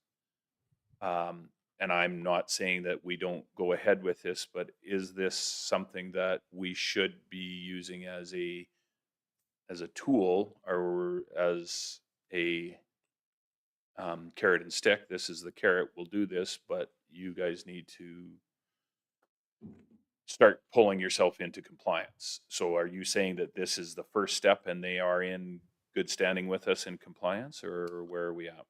I'm probably part of that should be more of an in-camera conversation, but the part would say that this is the first step in moving towards that compliance. It's part of the overall package. And I respect that as well. I just wanted to see that this was the first step. Okay, so can I ask a question to the chair? Should we be dealing with this after our in-camera conversation instead of dealing with this first? I'm just wondering for the education of everybody in the in-camera session, should we have that? Pass that back to Andrew. I would say we could briefly go into camera to discuss this portion of our in-camera, and then come back out and then go back later this afternoon when we're done. Match staff time a little bit better. Okay. No, and that's just my thought, as I would like to get a full discussion for everybody to make a decision. Councillor Stevens? I'll give you a motion to go into camera. Okay. Call the question. All in favor? That'd be carried.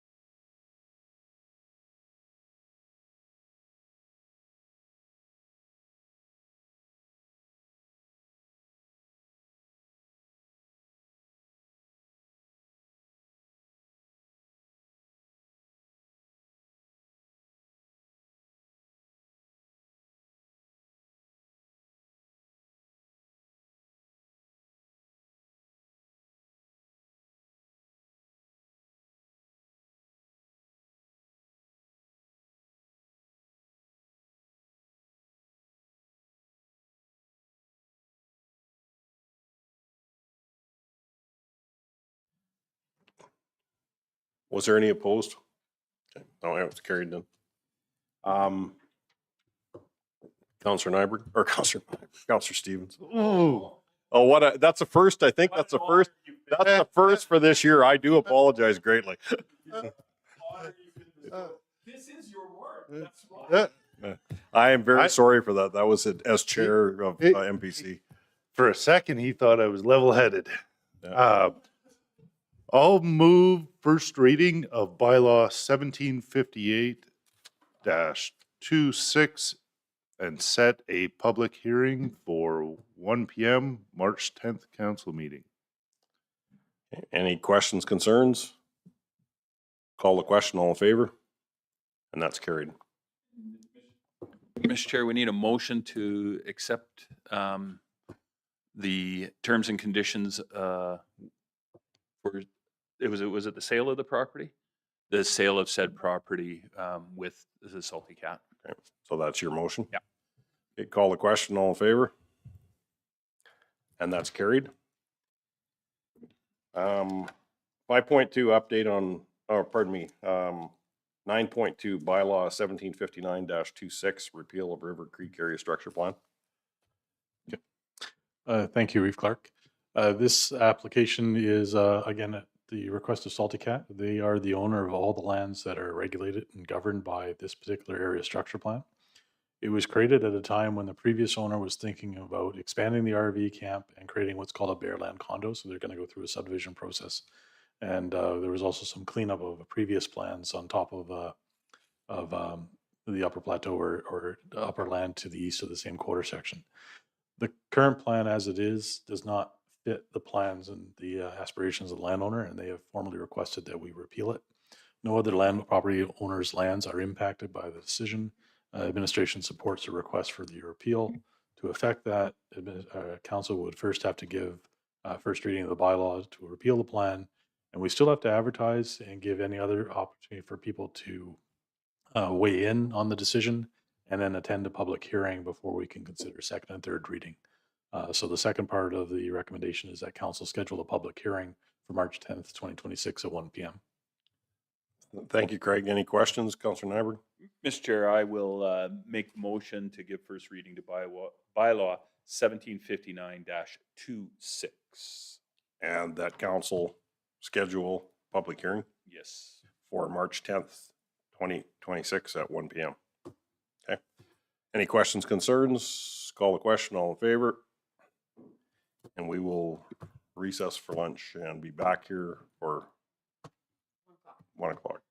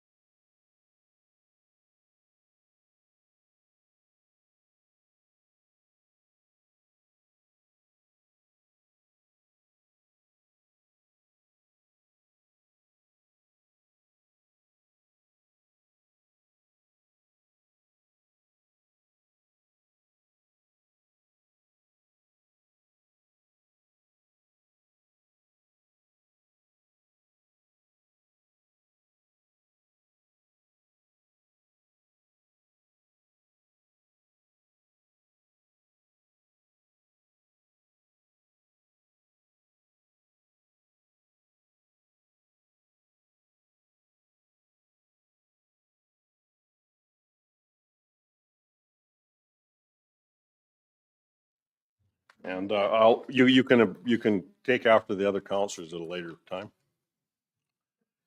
Okay, we have a delegation from Careers and Clearview School Division. And it's 6.2, request for decision, Young Women in Trades and Technology Workshop, 1 p.m., page 71 of the package. Yes, I guess, yeah, and we should do introductions. So starting it, Greg's not there. Greg's not there. Michelle Hoover, legislative assistant. Larry Clark, Reeve. Alan Gano, counselor. Wade Hunter, Ward 2. Justin Stevens, good afternoon. Janet Adam, Ward 7. James Nyberg, counselor for Erskine South Warden. Andrew Brishik, Director of Municipal Services. Hi. Landon. And then you for the camera though, introduce yourselves at the back there too, please. And I'm Christy Villette, Manager of Strategic Initiatives. Hi, I am Dione Warren. I'm Program Coordinator with Careers the Next Generation. So I just wanted to say thank you for letting us come in today and speak. I'm here to share some insight into what the Young Women in Trades and Technology Camp that took place last year, and to highlight some of the benefits that we hope to gain from potentially hosting a second workshop in partnership with the County of Stettler. Last year, the camp was a 2-day collaboration between the County of Stettler, Careers the Next Generation, and the Clearview School Division. It brought together 8 young women from our local schools and gave them hands-on exposure to trades and technology and careers right here in their own community. So what made this camp so impactful wasn't just the equipment or the facilities, it was the experience of being welcomed, supported, and taken seriously in spaces where many of these young women had never imagined themselves belonging. On the first day, students were introduced to occupational health and safety standards and began a lawnmower certification course, giving them exposure to real-life transferable credentials that tied directly to the workforce. They participated in a meet and greet lunch with the county mentors, toured county facilities, and were fitted with steel-toe work boots. And a moment that may sound small for some, but for those students, it symbolized being seen as capable and valued. The day ended with the girls heading home with not only new knowledge, but pride, confidence, and a sense of belonging. So the second day, we focused on hands-on learning. So each student was paired with a peer and a female mentor. The County of Stettler rotated through 4 stations representing different career paths within the county. They operated heavy equipment such as skid steers, excavators, and graders. They learned mechanical skills like changing tires, fixing fuses, and performing oil changes. In the fabrication bay, they welded and created personalized nameplates to take home with them. And they also spent time with the Stettler Regional Fire Department, learning about firefighting equipment, safety procedures, and the opportunities available through volunteer services in the community. Another key factor in the success of this camp was the female mentorship that already exists within the County of Stettler. Throughout the second day, students were paired and supported by female county employees who remained with them as mentors while rotating through each station. Seeing women actively working, leading, and thriving in trades and technical roles made these careers feel realistic and attainable. And these mentors didn't just teach skills, they shared their experiences, they answered questions honestly, and showed the students what a future in these roles could look like. That representation mattered, and it played a significant role in building confidence, trust, and a sense of belonging for the students. What truly stood out were the personal transformations that we witnessed. The students who arrived were nervous and unsure, left feeling confident and capable. One student who had been intimidated by welding discovered a passion for it and changed her career goal entirely. Another persevered through a certification course she initially struggled with, completing it independently and earning recognition for her determination. One student shared that for the first time, she felt like she had found her people, a place where she belonged. One of the most meaningful outcomes, however, was the lasting impact we saw after the camp ended. All of the students who attended have developed stronger relationships with their school and with Ms. Marouk. They now feel comfortable reaching out for guidance and support whenever they need it. That sense of connection matters. When students feel supported and seen, they stay engaged, motivated, and more confident in their future. Since the camp, 7 out of the 8 students have already identified a clear career direction. That early clarity allows them to pursue relevant courses, training, and work experience sooner, setting them up for success much earlier in life. Just as importantly, the camp showed these students that the skilled, meaningful careers in trades and technology exist right here in their own community. They learned that they don't need to leave the county to find opportunity or employment, and those opportunities already exist and they're achievable. The benefits of hosting a second workshop are significant. For the students, it means continued exposure to high demand local careers, increased confidence, and earlier, more informed decision-making about their futures. For the county, it strengthens the local workforce, builds early connections and potential future employees, and showcases the county as an employer of choice, one that invests in youth inclusion and community development. For the broader community, it supports workforce sustainability and helps address labor shortages and encourages young people to build their futures close to home. Last year's camp showed us what's possible when education, industry, and community work together. Hosting a second workshop allows us to build on that momentum, deepen the impact, and continue opening doors for young women who may one day work, lead, and thrive right here in the County of Stettler. So on behalf of Careers the Next Gen Clearview School Division, I want to sincerely thank the County of Stettler for your leadership, collaboration, and commitment to opportunities like this. The impact is real, it's lasting, and it's already shaping the future of our students and our community. Thank you. Thank you. Do we have any questions, or Kara, are you part of this too, or? Okay.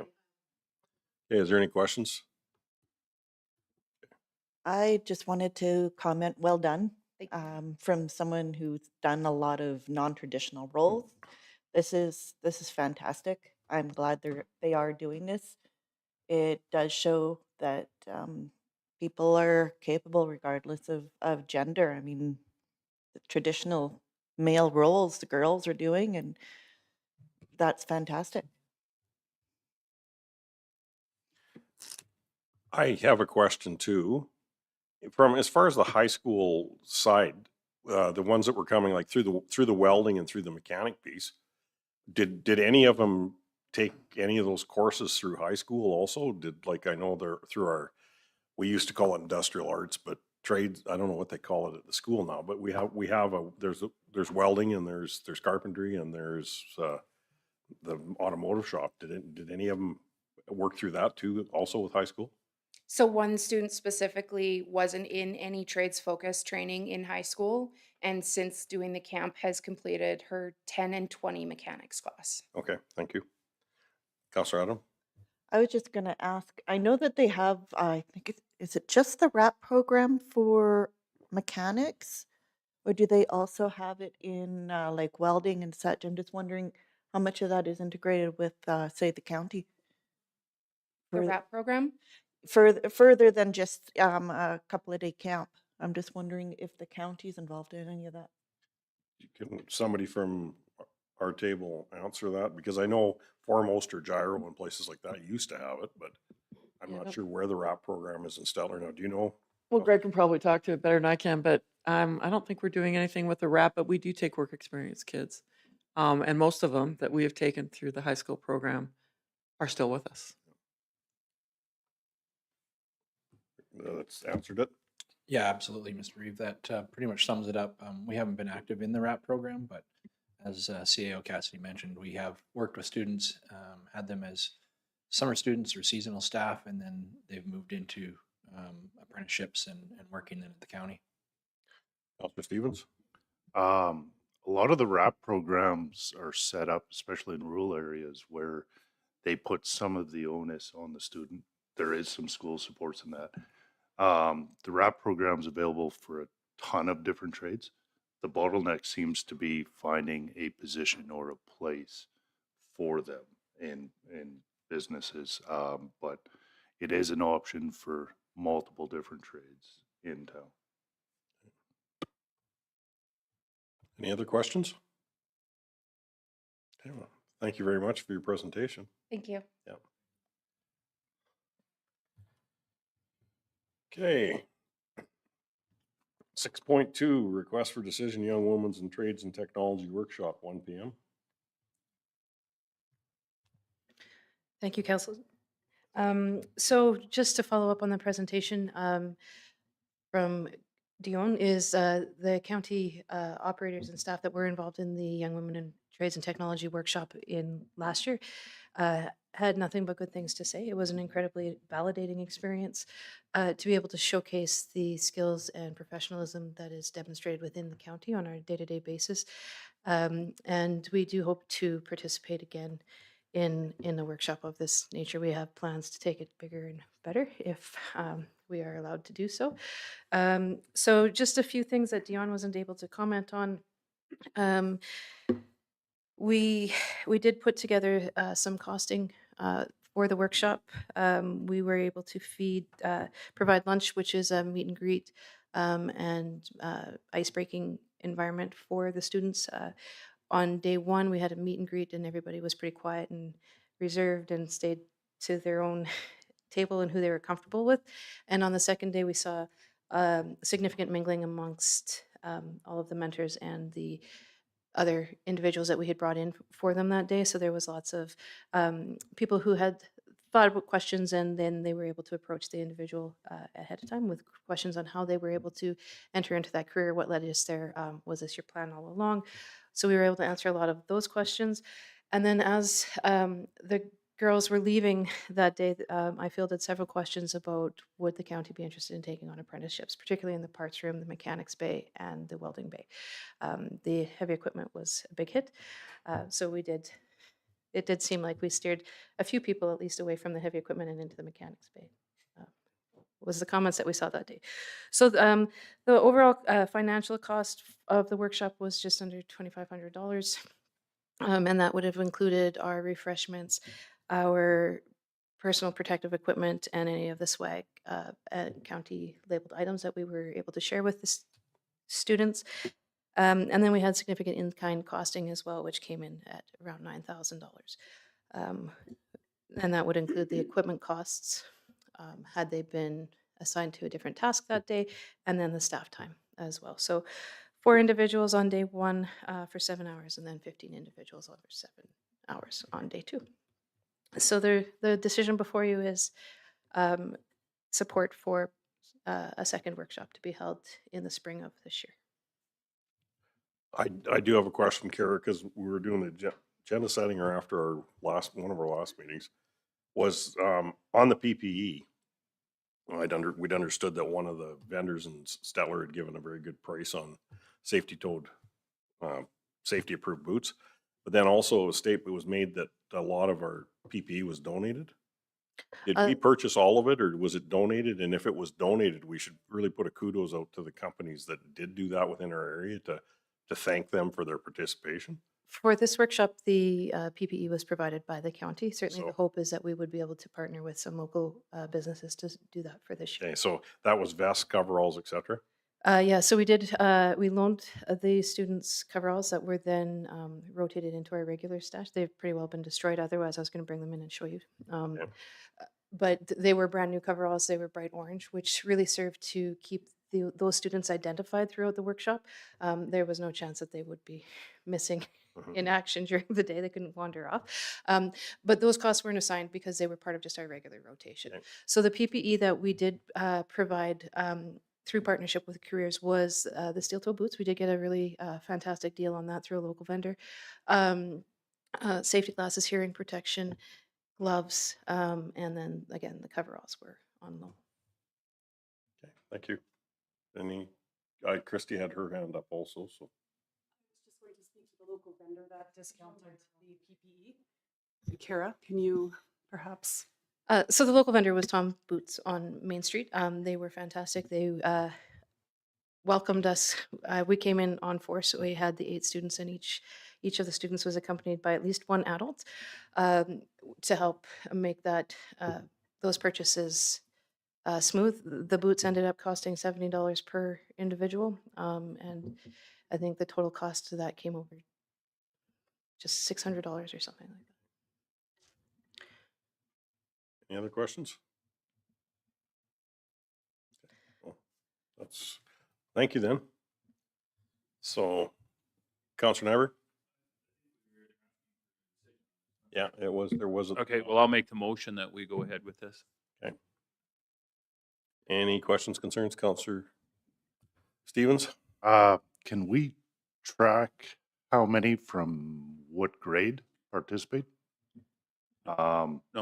My initial thought, and I'm willing to go ahead with it this spring, just so we can gather the numbers, that if we have to extend it to younger and younger grades, where it's 12 all the way down to 9, then I would think that every second year would suffice. If this fills up entirely with one grade or the oldest grades, then doing it every second year, people wouldn't have an opportunity. But if we extend it to four grades, a 2-year cycle, everyone should have an opportunity. So that's my only stipulation.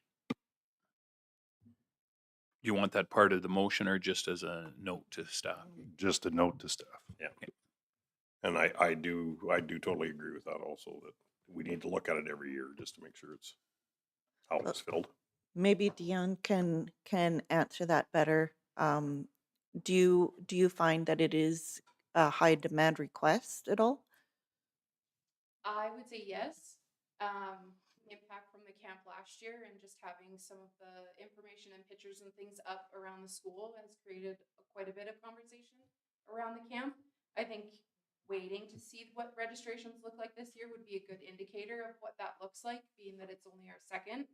And I also can just touch on the grades that attended last year were 9 through 12. Thank you. Counselor Nyberg? Mr. Chair, and I think it's a valid point. This is our second year. Let's evaluate that afterwards, and I think that's good.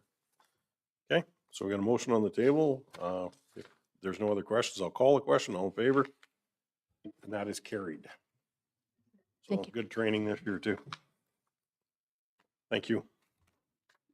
Okay, I believe our 1:30 delegation is here, so if sitting out and, yeah. So if they are and we can carry on with that, then that part of our business is done with.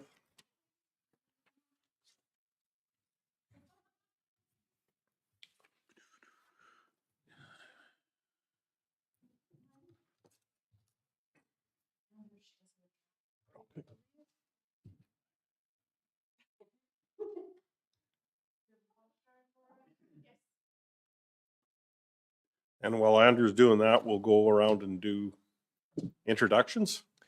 Bridget Jackson, Director of Operations. Michelle Hoover, Legislative Assistant. Larry Clark, Reeve. Alan Gano. Reed Hunter, Ward 1 through.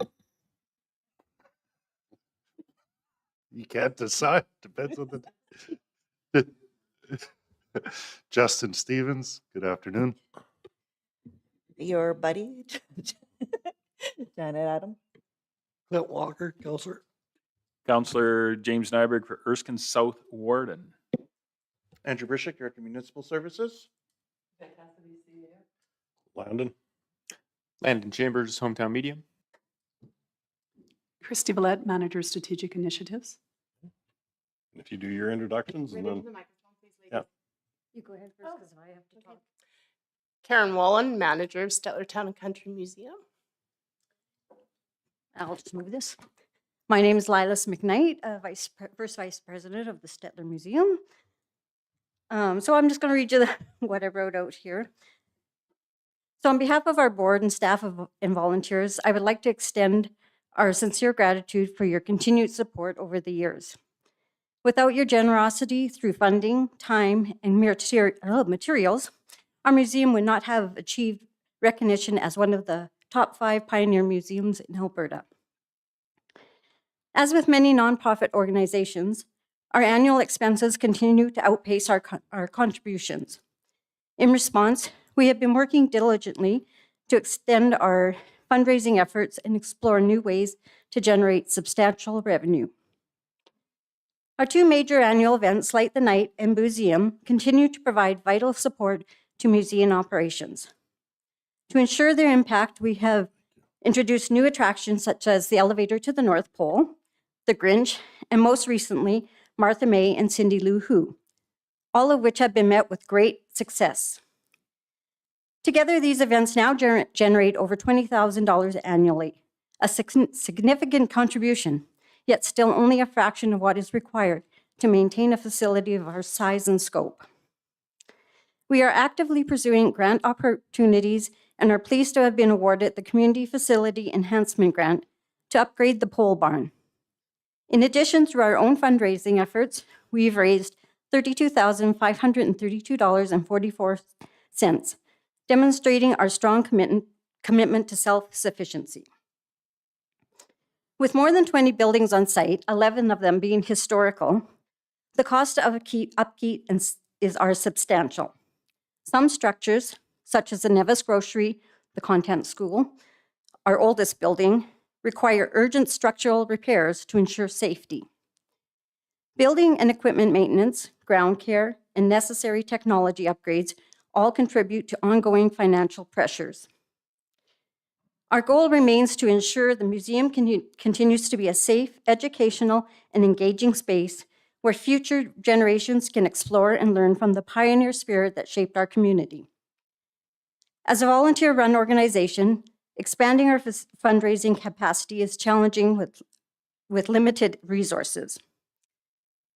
This year marks the 50th anniversary, a significant milestone. With this in mind, we are respectfully requesting a modest increase in support from both the town and the county, who each have had vested interest in the museum's grounds.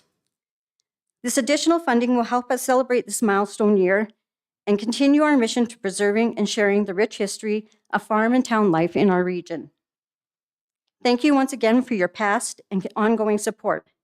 Together, we can ensure the Stettler Town and Country Museum remains a cornerstone of heritage and education for many years to come. Thank you. You're open for questions? Okay. Is there any questions? Councillor Stevens?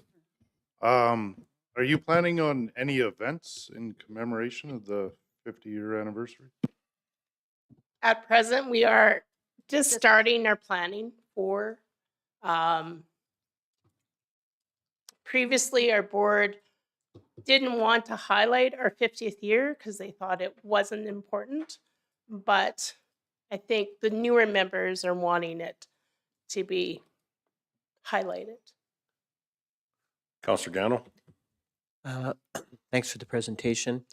Can you give us some insight around how many users? Is it going up and down? And also kind of where maybe those users are from? Thank you. I don't have that letter with me. Exactly why I'm here.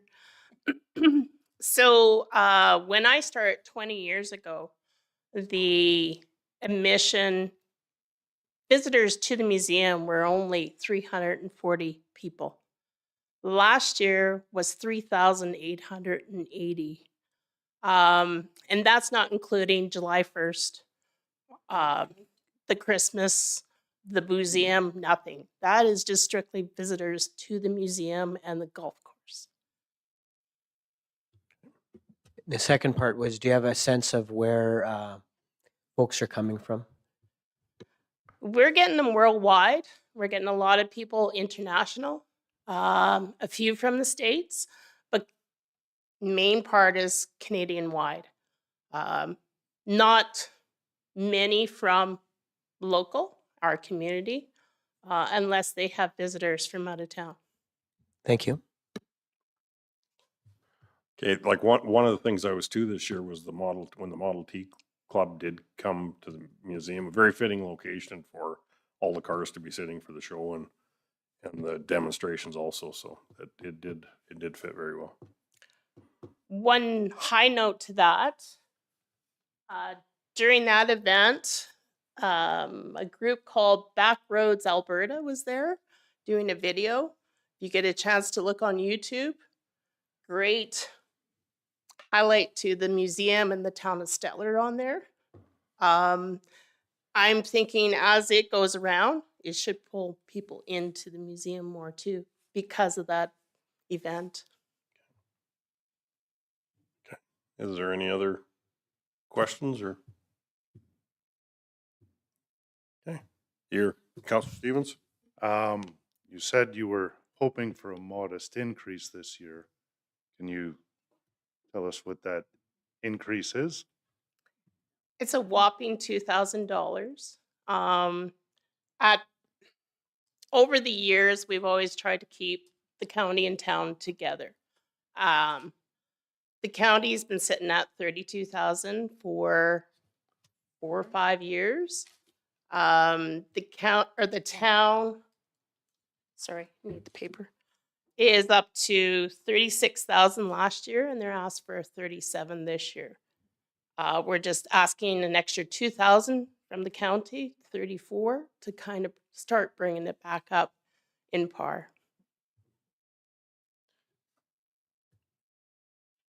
You know, I guess part of that discrepancy in the past though has been also to recognize the amount of labor and materials that the county has put to the museum on certain projects too. So just to clarify to people if they are watching, that's why there has been a difference.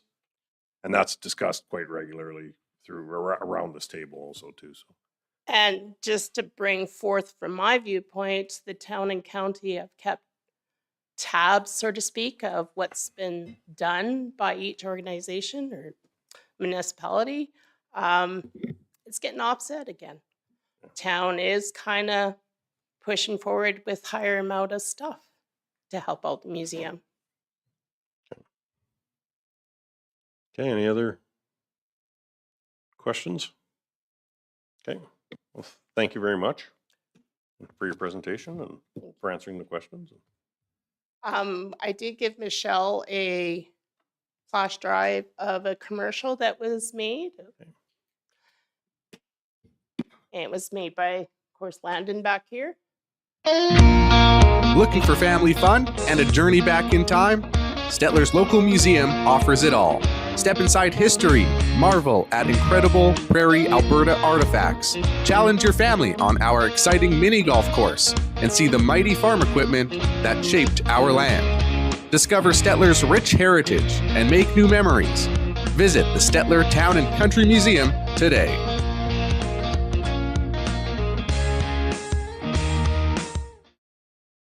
So with that commercial, where is it posted or? It is locked into our website, our Facebook page, and we're just trying to share it as often as we can. Hometown Productions has utilized it on their YouTube channel as well.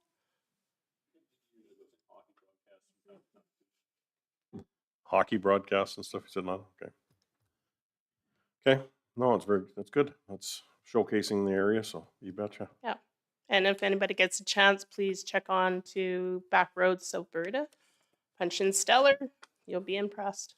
Okay. Thank you. Thank you. Yep. Thanks.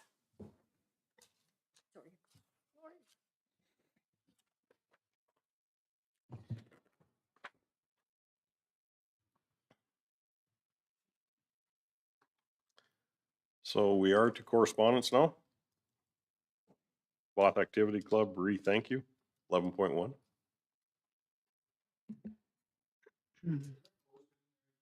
Mr. Chair, if I could, I didn't see anything. I didn't either as I went Okay, through the agenda. So. I just saw, all it said was thank you, so Yeah. I didn't see anything posted. Yeah. Either in the eScribe or in the sinks. Yeah, it's not in the package. No, I meant. Okay, so it was It was a thank you in the paper. There's a physical copy on your. was that for the cement, helping with cement work, or what was it? Just The wondering county- what for. The county of Stettler gave them some money as part of the RSPF for the updates to their arena and community hall. Well, yeah. The Bath seniors, they did cement work last summer. They had to repair some. The RSPF would have been more recent, like November. It was the ramp and such to the senior center. Yeah, that was a cement piece. Yeah. Okay. Yeah. Yeah. Okay. Well, if that's, will that be attached to the minutes if somebody wants to look at it after? Can I get, I guess, what do we accept? The information? Will verbal?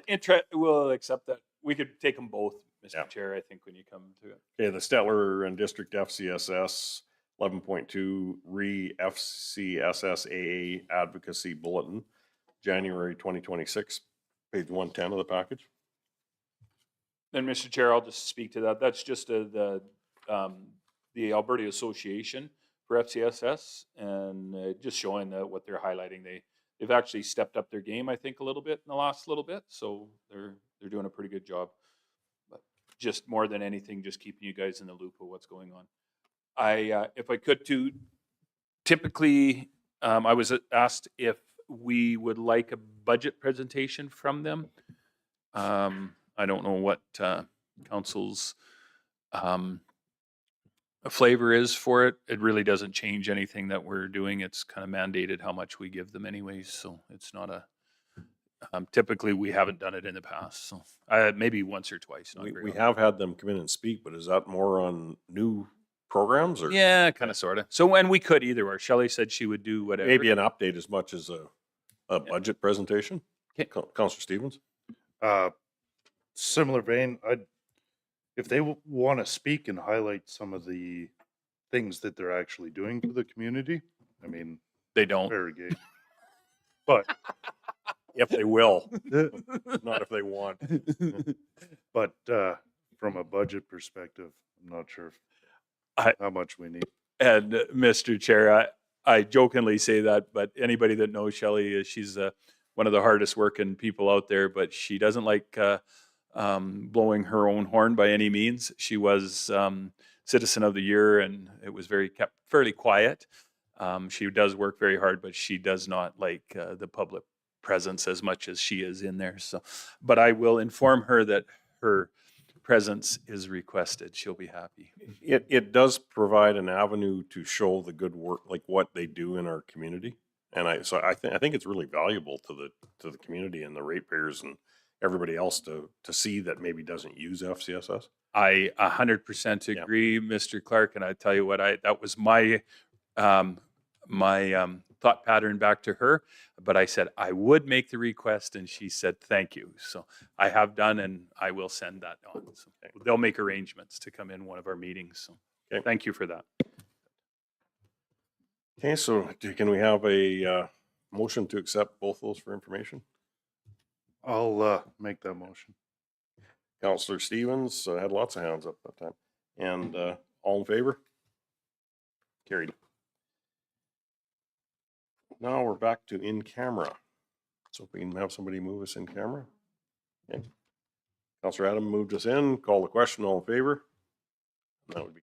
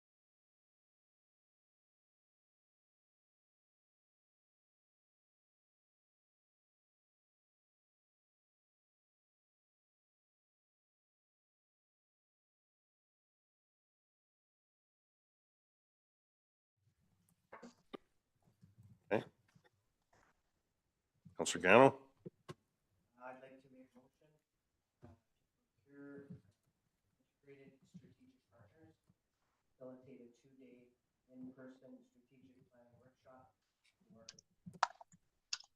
for council at a fixed rate of 10,000 plus GST. Plus admin, plus GST. Plus admin, plus GST. Thanks for the Thank correction. you. okay. Call the question, all in favor? Opposed? Counselor Stevens opposed? Counselor Stevens, I'll make a motion to instruct administration to send a letter to Denilda Council and to arrange a meeting to discuss the Denilda Reservoir. call the question, all in favor?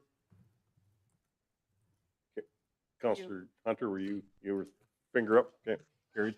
Mr. Chair, should we just note that we're sending our ICF committee? Yes, that's noted now, I guess. Okay. Yeah. Just so that's we're not showing up with full council. It's just our ICF. ICF those. Next meeting, February 11th, 2026. I didn't miss anything, did I, Andrew? Okay, so one more motion, and then we have Stay. have to stay because you've got training that from your department, Counselor Stevens. Yeah. Counselor Walker?